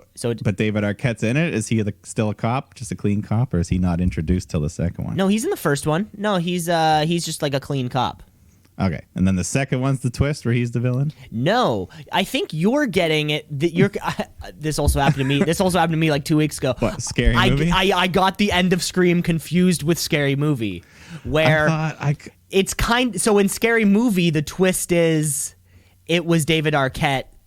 The whole, or like the quote unquote David Arquette character, Doofy, they call him. His name's Dewey in Scream. No, in Scream, it's the boyfriend of the girl whose mom died, whose mom got killed. Okay. And so David Arquette never does anything evil. No, he doesn't do anything evil. So it's Matthew Lillard, the guy who plays Shaggy in those Scooby Doo movies. Oh yeah, and then the other man's name is Skeet Ulrich. Skeet, who kind of he looks like the discount Johnny Depp. You know who we're talking about here. Either way, though, neither of those two neither of those two actors in their 40s were here to help 33-year-old Johnny Gargano take down 39-year-old Damian Priest. And what's the? They just straight up used the Scream mask a lot. I mean, can they just do that? Yeah, I wonder what the copyright. I mean, they didn't refer to him as anything. They didn't mention the movie or anything. Yeah, they were just like, "Oh, this ghost has showed up." Yeah, they're not like I do wonder what the copyright kind of issue is on that. You know, somebody's likeness. Because this wasn't just like a look. This was the mask. Yeah, this was the Scream mask. Yeah, but anyways, we don't know who was under there. Hopefully, it wasn't Ciampa because we've already seen that. But anyways, Pat McAfee comes out next. He's got the new tag champs, Danny Burch, Orne Lorcan with him. And they've kind of got all these for the brand logos. So I guess that's their kind of... That's Pat McAfee's slogan, on his podcasts and on his T-shirts and stuff like that. Okay. Yeah. Well, it's part of his wrestling thing now, too. He's got a theme song. He's got all this going on. And then Pat cuts a promo about his great in-ring debut he had back at TakeOver and, calls the fans a bunch of losers and stooges and insults the Undisputed Era. Talks about how he hired Ridge Holland to attack Adam Cole and then seeing the next week his leg fracture into 700 pieces, So he had to adjust his plans, and he went with the guy who took out his guy, Bertrand Larkin, because why? Who better? But then Kyle O'Reilly comes out to interrupt him, followed by the return of Pete Dunne, who we haven't seen since March. Pete Dunne. Yeah, he was still the tag champ. He never lost it. Never lost. Fucking, Yeah, technically, you're right. Tim Thatchman. But anyways, he's got a chair with him. He gives one to Kyle O'Reilly, and they're ready to take on the brand. But then Dunne turns heel, nails Kyle in the back with a chair. So he's part of the McAfee brand. Or maybe he's just getting revenge because Undisputed Era has been pretty nasty in the past. They've been some nasty buggers. Yeah, but anyways, for now he's with the brand, so that's what I'm going to call the group. That's what we're calling Dunne. the group. They're the brand. And Pete Dunne came out not necessarily resembling Pete Dunne. I don't know if you noticed how fucking jacked he is now. He's always been pretty great shape. He always had like I don't want to say like a belly to him, but he had like a shape of. He's more cut. A lot of those he's guys more in cut NXT now. UK, I think Joe Coffey they're all kind of like these big burly boys, Well, over there they got to drink a lot of beer. Exactly, They're right? pressured into Getting it. in those calories. Yeah. But Pete Dunne, this version of Pete Dunne is slimmed down. His biceps were looking huge and veiny. Clearly, being a new father has had some good influences over Pete Dunne, who makes his way back to a brand, who hasn't seen him in months. Yeah, no, I'm happy to see him here, and I like McAfee building this power group around him. Mm-hmm. It's pretty cool. And so, yeah, they are. And with with War Games on the horizon. Undisputed Era have to be in And it. now we have our first kind of 4v4, whether or not we choose to add another team or however that works. We now have the Undisputed Era and the brand. Yeah, no, that's some years they've done 2 teams, some years they've done 3 teams. Yeah. We'll see. But we got to start working our way towards that. Mm-hmm. Then we go backstage. Cameron Grimes, he's all scared about his match with Loomis coming up. So Regal just kind of has to guide him towards the parking lot where this white van pulls up, and then That's a death. Michael Hayes. That's a comes death up. sentence. Being led to the parking lot. That's a fucking death sentence. But William Regal is such a gentleman. That's a good point. But anyways, so this van pulls up. Michael Hayes comes out. I think there was like a zombie in the front seat. I don't know. Zombie But Hayes. Zombie Hayes. Cameron jumps in the van, and it's going to take him to the match, and we'll get back to that. Okay. But in between, there was a quick Jake Atlas took on Santos Escobar, and then the cartel interfered to help Escobar, so he hits his legato, gets the win. Fantastic. That's it. Yeah, more not really much cruiserweight action ever since that Yeah, tournament. it's After been, that tournament to crown the new champion, we sort of thought maybe this belt could be on the up, be put into a more it's meaningful spot. And Phantasma's great, or the Escobar. Santos Escobar. Yeah. Fantastic. group. Yeah, we just need a little more exposure. Yeah, exactly. We like them. We just want more. Exactly. But then we do go to this Haunted House of Terror match here. Cameron Grimes taking on Dexter Loomis. And it's the cinematic style. So Grimes, he arrives. The van drops him off at this spooky-looking, dilapidated house. Loomis was just kind of waiting in a tree as he walks inside. Follows him in. So he's just creeping around this dark house. Spooky stuff is happening. Tricycle rides by on its own. There's a referee standing in the corner like the Blair Witch style. And he turns around and looks all creepy. Little jump scare. And then Loomis just breaks down the door, barges in, starts beating up Grimes. So Grimey runs away, locks himself in the bathroom, and he sees this woman showering behind the curtain. So Grimes starts stripping down. He's ready to hop in with her. But then he pulls the curtain, and it's this creepy dead girl, like The Ring or The Grudge.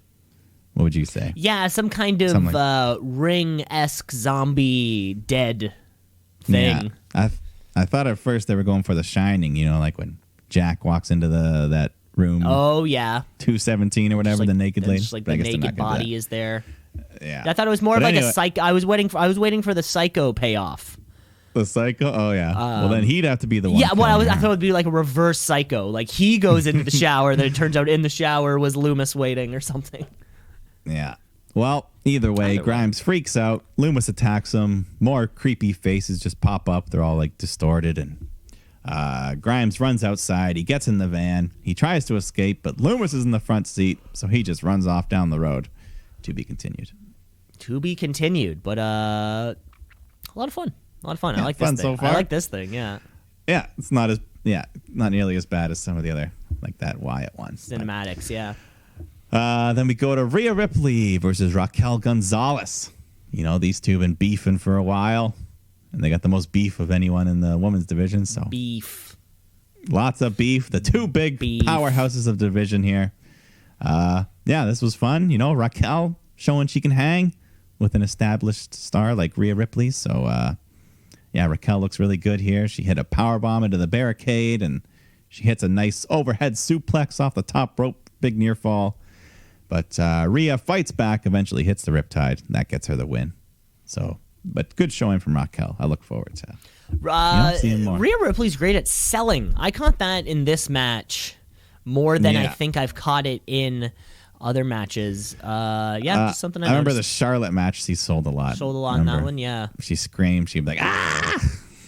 Yeah, it looks cool, you know, with the blonde hair, the big eyes that pop out too. Just a lot of lot of emotion there.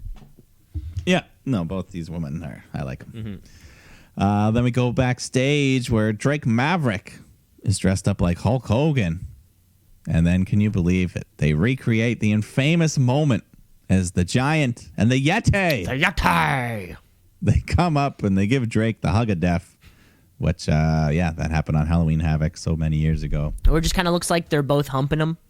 Yeah, and they're just like. Yeah, and he's like dies from this death hump. But yeah, death hump. Fun little call out for that infamous terrible angle. Yeah, why not? Why not? And we get to see Drake Maverick for a week. Yeah, and why do they call him a Yeti when he clearly looks like a mummy? The Yeti. I don't know. Ask JR. He's the one that fucking said it. And then the Shockmaster comes out. Another infamous wrestling terrible thing, but he doesn't fall down. It was just Killian Dane wearing the Stormtrooper helmet. But at least he's playing along now. Yeah, it seems like he's on the same page with Drake Maverick. Yeah, they're getting along. But then we cut back to Cameron Grimes. He's running down the road. He finally makes his way back to the Capitol Wrestling Center. He gets into the arena. He makes it to the ringside area, but he's so out of breath from running, he just falls down to rest. But then he realizes he's laying in the graveyard. And then some of these contortionist ghouls just come out. They're doing like the Exorcist spider walk. They're doing all these crazy things. Any other week, this might be weird, but Halloween Havoc, this really fits in. That's why, exactly. Of course, any other week, this would have been so insanely nonsensical. Yeah, but this was cool. So Grimes, he's terrified. He runs into the ring where Dexter Loomis shows up. He starts pounding him. The zombies are just swarming in, surrounding the ring. Smoke fills the air. And then one of the smaller female zombies just climbs over Loomis like a ferret. Just starts like running around his shoulders, and he just picks her up, military presses her, tosses her onto Grimes. I think it was a her. I want to say, I know, when I saw that, I was like, that's Casey Catanzaro. 100%. Yeah, it looked like a feminine, but so he just, so he hits that, and then he hits the side effect, locks in the silence, and Grimes passes out. So Dexter Loomis has won the Haunted House of Terror match. Which pretty fun. This was a lot of fun. It has been a while since we've seen a cinematic match. So it was nice to see one again, because we sort of had a few early on, and then we've kind of cooled off, and it was very nice to see another one of these. Yeah, well done. Loomis didn't have much to do besides being his normal, fantastic, cold, and stoic self. Yeah, like he's already got horror movie villain vibes, and so that's all he had to do, just continue being him. You know, yeah, it's like having the zombies there was this kind of fun little bit. And they did a good job too. Those like fucking contortionists. Of course, all of these actors, all the stuff, and Cameron Grimes, I think, being a little kind of like goofy Southerner, you're able to sort of play it off a little bit more, like the bit when he was about to go into the shower. Yeah. He can be a little like and play it up. I know, this is the most we've heard him speak. Like he got like 10, 15 minutes of He dialogue. had in so this much thing. dialogue I'd never heard before. Oh, the old Yeah, grimy it was bastard. Yeah, just a great example of two dudes match on a, I'm going to say pay-per-view quality show, I think. The whole show, yeah, it didn't really have a down moment. And two new guys both going over, even though one lost. Yeah. We still had a lot of fun, but we're here for the final part of the night. I guess there was the middle part where Shotzi showed up and she was wearing like her black Elvira type. Yeah, there was a outfit. whole new costume change in there. Yeah, with But, a couple in the middle, the- I'm sure. But for the final spin of the night, she's got her devil outfit on, the red everything. So she spins the wheel, and we land on tables, ladders, and scares. Oh my! Ooh. Spooky. So Io Shirai taking on Candice LeRae, NXT Women's Title match. Candice, she comes out and she's got her Sally outfit to match Johnny's Jack from earlier. That was cute. Oh, there you go. I get it now. Jack and Sally. Yep. Yeah. And then Poppy comes out to do a little special entrance for Io Shirai, which was like a much heavier version, like heavy metal. It was cool. Io rocks it. She headbangs the fuck out of it. But anyways, early on in the match here, Candice pulls out a table, but there's a mystery bag on top of this table. So she picks up the bag, dumps it out, and a bunch of fake body parts come out, spooking her. So there you go. That's the scares of the TLS. That's the scares, right? I thought it was going to be thumbtacks because I'm like, nothing is scarier than falling on a pile of thumbtacks. Turns out it was just kind of like fake limbs. Well, And then thumbtacks were Candice wild. LeRae does this thing where she like pours it out, and then she gets so scared she kind of like goes behind and almost like dry heaves. Almost like you can tell like she Yeah. like that kind of gag face of like, oh, I'm gonna be sick. Like, Yeah. really, Candice? Come That's- on. Maybe she doesn't like the smell of that rubber. Maybe, yeah. Of the synthetic. Yeah. But then Io goes up and picks up a couple of the severed arms and just smacks her around with them. And they fight their way over to the announce table. And Candice nails Io in the head with a laptop. That was a real laptop. Oh, that looks like a real laptop. They may have taken out a couple parts, but that looks like a pretty damn real laptop. Yeah. Then Candice pulls out a ladder. And all the weapons, it was like orange and black Halloween colored ladders. And so she sets the ladder up horizontally across the ring and the announce table. But then Io just chucks a chair at her head and then hits a meteora into the steel steps. And then at one point, Io hits the Orange Cassidy's finisher, the beach break. Did you catch that? I did catch that. That was cool, but that only got a 2 count. So then outside the ring, we set up 2 tables, which have the old chalk outline of a dead body, which I've heard is not actually a real thing that was ever done. They don't actually chalk outline It was bodies. just like a Hollywood. Yeah. That makes sense. Yeah, I mean, why would Why would you? It's chalk. That has to be an antiquated piece of yeah, technology. I mean, just take some photos or use some other things. yeah, but, anything else. Anyways, later on, Io, she plants Candice onto this pile of chairs and she goes for her moonsault, but Candice moves, so Io just crashes hard onto the pile. And then Candice picks up a chair, starts beating Io down. She she seats the chair down and suplexes, Io suplexes Candice onto the seated chair. So some spinal trauma there. Final. Then some innovative spot where like Io has the chair, Candice goes to kick her, and she just like traps her legs in it and twists it. Cool little thing. Mm-hmm. And then she tries to follow up with a 619. Candice avoids it, hits her with a chair, and then the big spots, they go to the edge of the ring. And Candice hits a big twisting neck breaker off the ring through the 2 tables to the floor. So both women are dead. And then Ghostface comes out again. This mystery person. They pick up Candice this time, roll her into the ring, and then they physically just carry her. They put her on their shoulders. They climb on up the ladder towards the title. But then Shotzi Blackheart, the devil herself, comes running in to attack Ghostface. She slams them down onto the pile of chairs, and Candice is just kind of passed out on top of the ladder. So Io comes back in, sets up a second ladder beside her. She climbs up, but Candice comes too. She gouges Io's eyes. She falls off. Candice has her fingertips on the belt. I thought she might have had it here.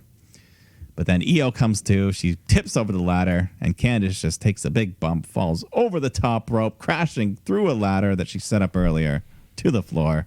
So she's dead once again. And now Io's all alone, climbs up the ladder, unhooks the belt, wins the match, retains the title. And gets the ding, ding, ding. Yeah, another great match from Candice in this saga of LeRae and Shirai. Yeah, now 3-0 for Io. Shit, really? I believe. Yeah, you're right. I believe. But 3 great matches in a row. This was an awesome stuff. Awesome show. Awesome main event. Halloween Havoc was a big success. But who's Ghostface? That's yeah. I hope it's not.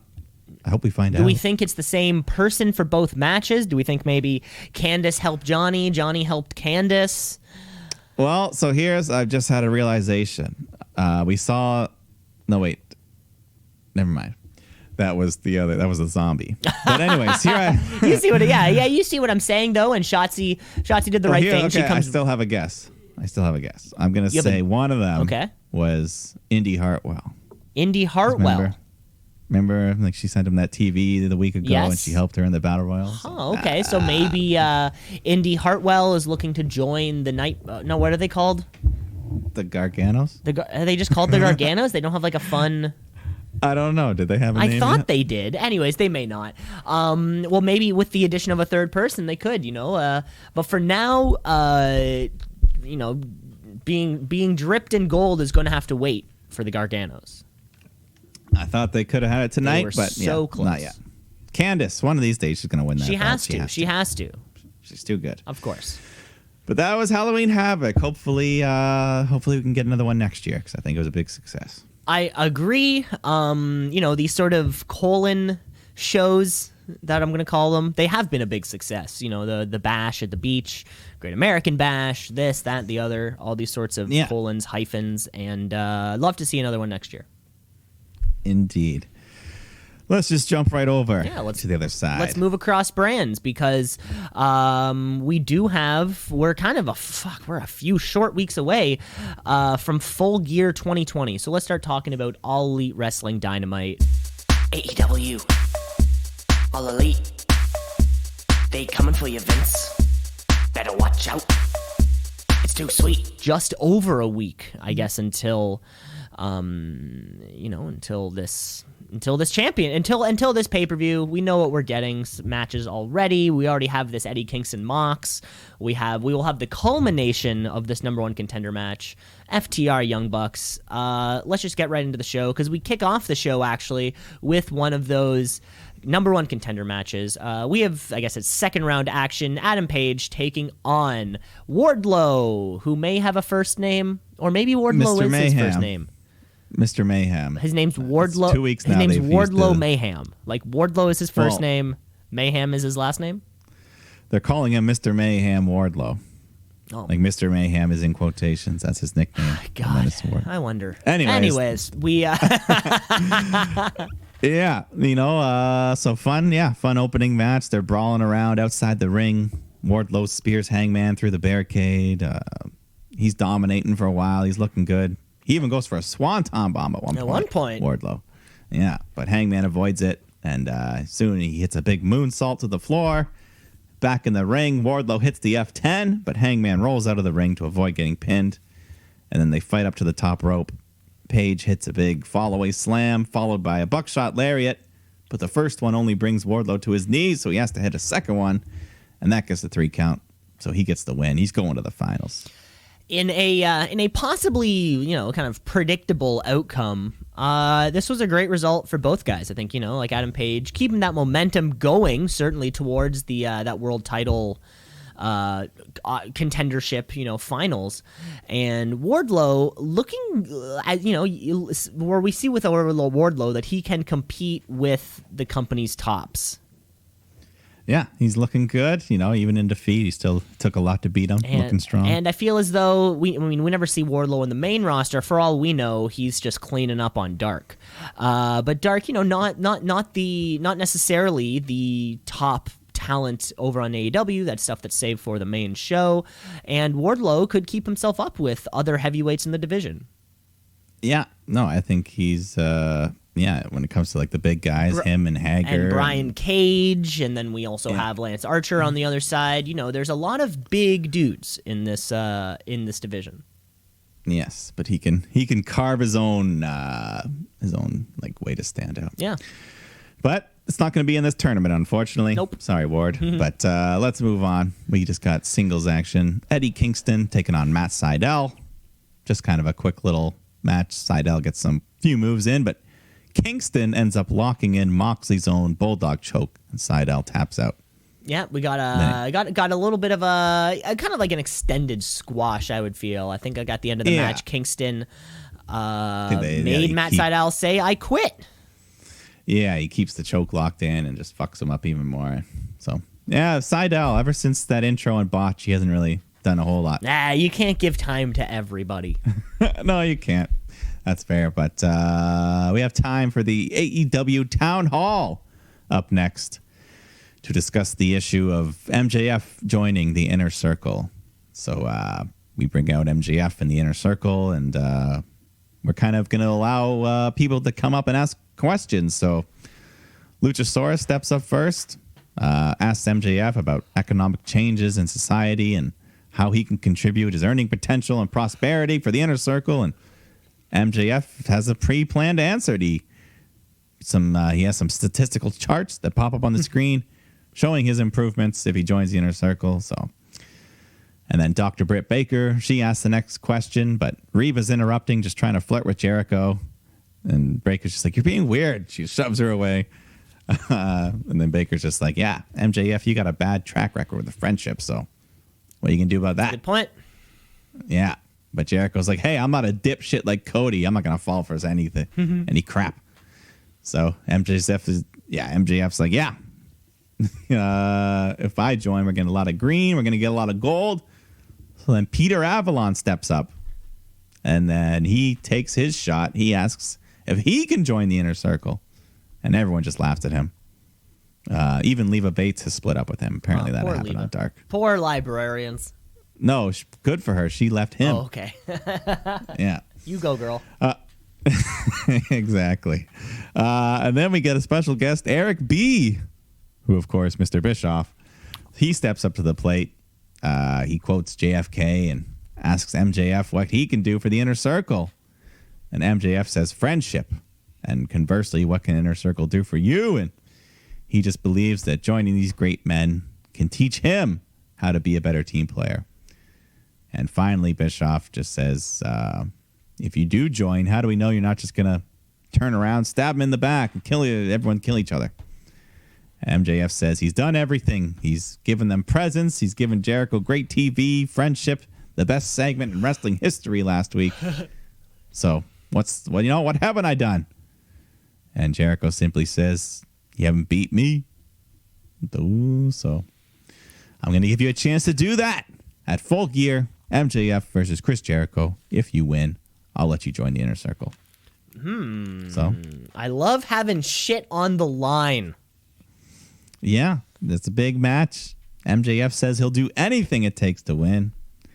And I think at the very end, Ortiz just jumps in. He's like, "Hey, man, the rest of us don't like you. We don't want you here."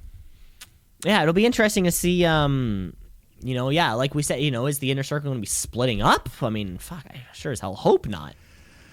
Well, I want to see MJF maybe try to take over. Mm-hmm. That's what I would like to see. Yeah, I'd like that too. We'll see. But we got a title match here. TNT Championship. Cody defending against Orange Cassidy once again. But this time it's a lumberjack match. So we got a bunch of guys surrounding the ring. They start off, just doing some fun, good old mat wrestling. Cody doing his cocky heel stuff a little bit. Push-ups mid-match again. Still don't know what his vibe is right now. Yeah, he's healing it up a bit. Yeah, sort of like in the middle, though, too. Yeah, I mean, he still acts like he's a babyface, like to himself. Yeah. The best friends are out there amongst the lumberjacks. At one point, they just catch Orange Cassidy, help him into the ring. And then later on, they catch Cody, but then they just let him drop. And then Dark Order's out there as well. They start brawling. Bunch of chaos amongst the lumberjacks. Cody ends up superplexing Orange Cassidy off the top rope onto the pile of men. So then Orange Cassidy, he starts running wild. He hits the beach break, but Cody kicks out.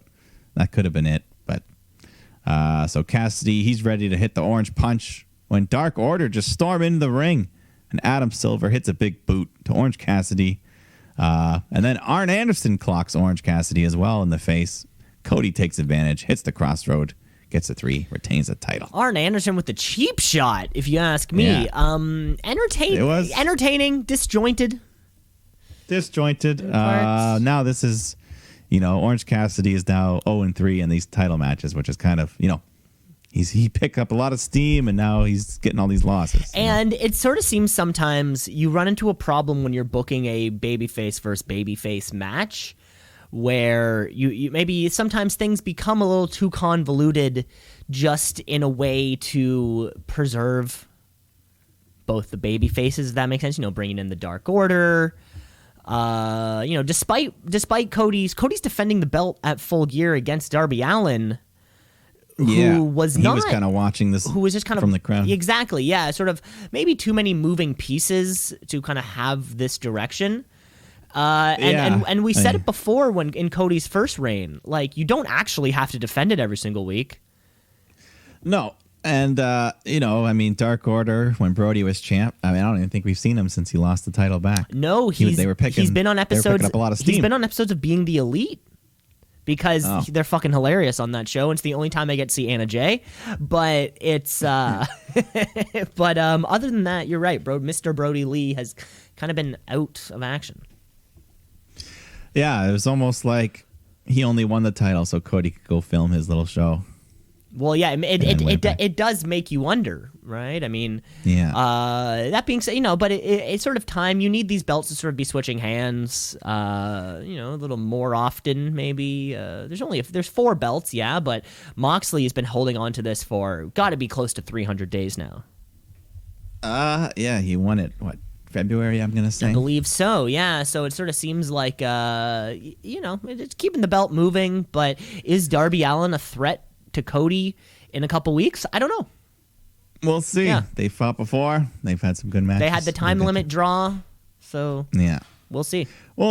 Yeah, but we got Serena Deeb. Who the Deeb? She actually just beat Thunder Rosa and is the new NWA Women's Champion. A mere 24 hours prior to this broadcast. Yeah, you're right. Serena Deeb. Beating out Thunder Rosa, who we've already seen in AW a few times and has put on great matches every time. Yeah, but there's hot rumors that she's actually WWE bound. I've heard the hot rumors. I don't think there's anything. Your tone doesn't agree with them. I don't think they're hot rumors. Mainly. I heard them from Uncle Dave. That's pretty hot. The hottest reason I believe it's not a rumor, and the shoot meter's flying right now. It was just because Billy Corgan said that she's signed with NWA through 2021. Oh, what is So it's not that I don't believe that she could be on the move eventually, whether it be AEW, maybe even stay with NWA Impact for all we know. But Billy Corgan did say that she's with the company through 2021. Well, what if he wrote that song "The World Is a Vampire"? So I mean, if you're not going to believe that guy, allow me if I may. Okay. What if it's like some sports? You got that 1-year option. Oh yeah, it's like a player option, and she's going to decline her player option. Yeah, so she's 2020 is when it ends. 2021 is the option, so she can just be like WWE. Thanks. You could be right, Thanks. or AEW. I mean, I'm just going with the hot rumors. Of course, Mike. The shoot meter's flying. But that being said, please, if she is leaving NWA, please come to AEW. The WWE does not need another fantastic female performer. They have an abundance of that, and we say this every single week. At the same time, AEW is where women's wrestling goes to die. But don't we need something to bring it up? I mean, they should have. If she goes to WWE, it's their own fault. AEW's. Yeah, I mean, I guess they had her. She's wrestled on their shows. She's wrestled on the show. Pay-per-views. She's got the name. Yeah, fingers crossed. I think please go to AEW to bring up and just carry this women's division. Put them all on your shoulders and just keep walking. Well, in the meantime, Serena Deeb is here to defend that freshly won championship against Layla Hirsch. Yeah, 0-1. She's getting a title shot, but they do all right. They get a couple minutes, typical. They have to throw a commercial in there, even though it's only like 7 minutes. Mm-hmm. But, they still look cool. Serena hits some cool moves. She hits a nice rude awakening neck breaker. And then I don't even know what her submission's called. It's like a double submission thing, but she gets the win, taps her out, retains the title. I believe I heard it called a tequila sunrise. Oh, okay. Well, then I know that was invented by Conan. Oh, there you go. Okay, I believe that's what I may have heard somebody call it. One of them. Well, no, that makes good. sense. I just haven't seen it in a while. Okay. Yeah, that's a real move. So perfectly said. But then we go backstage to the AEW Women's Champion, Hikaru Shida, who I feel like I haven't seen in a month. Probably. She challenges Nyla Rose for the women's title at Full Gear. So I'm a little disappointed. Why not Britt Baker? Why not Britt Baker? Why not? I don't know. Why not a triple threat? Why not a women's? I mean, Nyla Rose, we've seen that. We've seen that before. Why not a women's championship qualifier? Number Penelope one contendership. Ford. Penelope Ford. Yeah. So what about literally all the other options besides booking? Anna Jay? Fuck yeah, Anna Jay. She's the all-star. What happened to the bunny? What happened to Brandy? What happened to this whole thing is a mess. The Ivelisse and Diamante, they won that tag team cup thing, and we forgot all about it. Was that the one? What was the one with the creepy makeup on? Abaddon. What happened to her? See, all of these things. I know. Where women's wrestling goes to die, AEW Dynamite. So I guess, so Nyla Rose, Hikaru Shida is the match we're going to get. Was that the match which we got for Hikaru Shida's title win at Double or Nothing? Yeah, it was. Yeah, she beat Nyla. Yeah, she did beat Nyla, and it was a no DQ, no count out. Shtick. Yeah. Yes. But then your boy Sean Spears gets some Dynamite action here. Our boy Sean Spears. all right. Taking on VSK. But not much here. Sean Spears just hits the C4 right off the bat, gets a quick win. Didn't even need the glove. Didn't even need it. But then afterwards, someone from the crowd in this bull costume starts tossing garbage at Spears. So he tosses the bull in the ring, but the bull takes off the mask. It's Scorpio Sky. He lays out Spears with a big TKO. And I think they had a thing the other week on that 1 hour Dynamite special when Sean Spears took out Matt Sydal. With the glove? Scorpio Sky was involved in that somehow. So, an inoffensive way of keeping this rivalry rolling. Because Sean Spears could certainly use some momentum. Scorpio Sky kind of lost all of the momentum that he kind of built up with SCU. Is that what they're called? Yes, yeah, SCU. There was a while where he was in world title matches at one point. Yeah, he was the first person to pin Chris Jericho. That was huge. In AEW. So, a lot of big news. Yeah, a lot of big stuff. But Sean Spears and Tully. Where does Tully's affiliations lie? Because he sort of seems to be spending way more time with FTR. I was going to say, where do Sean Spears and FTR lie? Are they friends? I like to think that it's sort of... what was the guy's name? It's sort of like it's like the Tully Blanchard brand.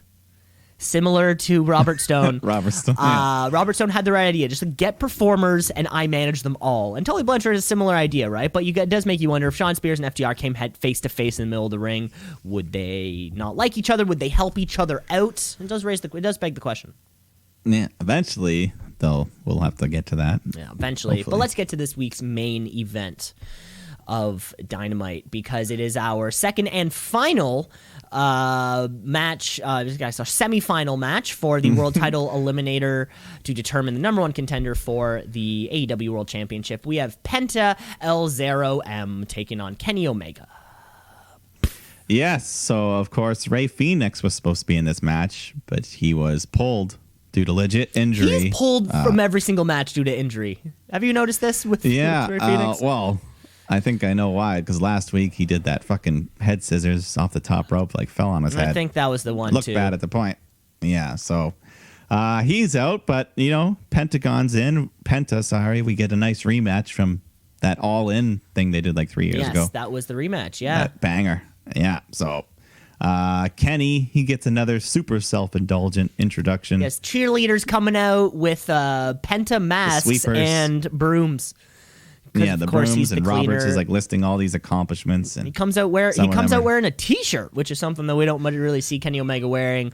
And after some early signs of disrespect, taunting Penta, he takes off the T-shirt, revealing his AAA Mega Championship, which he had won off of Ray Phoenix just earlier, or I think late 2019, or maybe mid 2019. yeah. So he's taunting him with that. Takes off the shirt. And then we just have a great battle here, just back and forth. Tons of vicious chops, smacking each other's, making hamburger meat of each other's Just chest. making some ground chuck out of each other. Yeah. A bunch of high-flying dives to the floor, tope and heroes. Pentagon kicks out of a V-trigger, so Kenny has to hit a bunch more. I think Penta hits a Panama Sunrise at one point off the top rope onto the ramp. You bet your ass he does. Yeah. And then he hits a big package pile driver. Oh, that was huge. Yeah, that's a beautiful move. Oh my god! Deadly. And it's great too. And it was just set up so well. Like he was facing the camera. It Yeah, was I think- perfect. JR, I don't think he's seen many of those. He's like, my God. Yeah, he doesn't. He hasn't You could seen. tell Well, you that. he hadn't seen any for like 20 years or so. Yeah. So Kenny kicks out of that though. He recovers, and eventually he's able to get that one winged angel to win the match. So we get Omega versus Hangman in the finals, but sometimes you got to go with the obvious choice. Well, and I think as soon as we saw the bracket, it was just us laying out. Okay, how do we get to Kenny and Hangman Page? Which that match is going to be fantastic. It's going to be probably one of the higher anticipated matches on AEW for the year. Yeah, I mean that Full Gear, the whole card so far is looking shape. I mean, I guess it's probably pretty much done at this point, looking pretty solid. Yeah, Maybe one unless more they match include added. some kind of battle royal on a pre-show, like they do sometimes, Yeah, the they casino could always battle throw in royal, one. this, that, the other. But Hangman and Kenny, that's match of the year written all over it.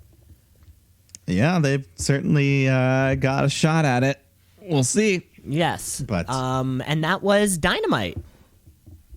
That was it. Oh, no, we That did actually was- miss one little piece of information here. There was a sit-down interview with FTR and the Young Bucks, of course, discussing their upcoming match for Full Gear in 2 weeks, where it was revealed that if the Young Bucks lose, they will never challenge for the AEW Tag Team Championship again. Yes, that's right. Similar to a Cody World Championship thing, the promise is being made, and we just kind of have to, fingers crossed, assume that it will be fulfilled. Yeah, I mean, I don't know if it was necessary to add this step. And to me, it makes it seem like the Bucks are probably going to win now. Yeah, you could have made it. I feel like this could have been in a no DQ would have been a great way to kind of convey whatever sort of message they're trying to get to. And of course, tag wrestling in AEW is pretty much all a tornado tag. So just calling it a tornado tag match would be pointless. But coming from FTR, right, a team who is often boasting and promoting quote unquote traditional tag team wrestling. And what did they have? No flips, just fists. All those sorts of little taglines they had to really say that no, they are a tag team. Yeah. Yeah. And that covers everything. That covers everything. That covers, oh my God, Wednesday night, the Havoc, a Fallout show. We had a go home show. We had 3 Hell in a Cell matches, for Christ's sake. Jesus Christ, Mike. I think there's only time for one more thing that we have to do here on the podcast, and that is, of course, the Wrestler of the Week. With the wrestler of the week, wrestler of the week, of the week, of the week, the wrestler of the week, of the week, of the week, wrestler of the week, of the week, of the week, the wrestler of the week. A lot to pull from, not only do we have a fun mill match with here in Kenny and Penta, we had the entire Havoc, the Hell in a Cell. Mike, I'm going to throw it your direction first. What you got for me? Oh boy, yeah, it was a lot of good matches this week, a lot of good stuff. But as always, a lot of times when it comes to close calls, tiebreakers, the women can edge out the men, and they did it once again this week. Because I'm going to give it to the new champion, the boss, Sasha Banks. Hell in a Cell. I love that match. Great show. She won the title. Now the big story is, can she defend it? Can she hold on to it? She's never defended a title. Yeah, you said that last week, and I found that hard to believe. A singles That's title. crazy. She's Yeah, she never successfully defended a singles title. Yeah, on the main. Sasha Banks has just kept rolling what is an incredible year for her position within SmackDown, whether she was on no matter what show she was on, no matter who she was performing against, just like the icing on top, the icing for the. She is the boss. She's the boss. What can you say? There's nothing else I can say about her. Best women's wrestler in the world. Yeah, and we can also like say that with a pretty certain degree of confidence. Also, Mike, I'm staying with the same brand, same show, different match. That's right. I am going to go back and rewatch it, because I have promised myself for a particular statistic count. However, I have to give my wrestler of the week this week to none other than Tribal Chief, the big dog Roman Reigns. What they're doing in the ring, the story they're telling to me is one of the best things I've seen in so long. The ability that they are able to just talk to each other, this whole familial. The heartstrings they're pulling at is fantastic. And when Roman Reigns broke down into tears, I was like, holy shit, this guy is buying into this. Oh yeah. He gave a piece of himself. Roman, he wants to be, in the lines of Dwayne the Rock Johnson, the lines of John Cena. Roman could very well be that next guy. Post wrestling Hollywood star. Watch The Wrong Missy on Netflix. It's there. He's in it. It's funny. And I think there was a caveat added at some point where the Usos lose. They have to be his servants or something. Yeah, so they kind of have to now acknowledge Roman Reigns as like the top, as the top dog, the tribal chief, as the guy who kind of leads their family, the decisions, this, that, the other. So yeah. Oh, I should have brought this up in Hell in a Cell. Did you notice that the graphic? So on the pay-per-view, they have like those, it's like a CGI graphic that just kind of goes over top of the live camera that's being shot, and sometimes it used to be like the big dog's logo, that kind of like, it was like the dog chomping, this, that, the other. Yeah. And they had one of Roman Reigns in the middle of his like, ooh-ah thing. Yeah. And the skin tone on their version of Roman Reigns was way different than the actual skin tone of Roman Reigns. I'm not going to say which way it falls. I'm going to let you, Mike, kind of like decide that for yourself. If you do want to go back and see real life Roman versus the CGI depiction of Roman, two totally different people. Just like reimagining it in my head, I'm gonna say it was too dark. Way too dark. I can just kind of picture it already, and I'm like, yeah, I think I could. So dark. It changed his entire nationality just by like with one little CGI image. It was wild. And that's all the time we have for the podcast this week. Remember to rate, review, like, and subscribe. The podcast is everywhere. This was episode 98. Of course, we have our big, great one coming up next week, and which will actually be leading to our huge episode 100. Yes. Cannot wait for that day. Yes, we'll have to finalize some details and plans for that off air, but that show will happen. Off mic, you're gonna, there's gonna be some information that the listeners won't hear, but then of course, come that episode 100. So we don't want to spoil everything. Right? Okay, no spoilers, and episode 100 is going to be great. Thanks for listening, folks. That's all the time we have this week. I guess we'll catch each other back up next week. How's that sound, Mike? Sounds great. Okay, bud. You take care of yourself. Enjoy the rest of your day, and we will talk to you later. Keep it breezy. Keep it breezango-y. Hey.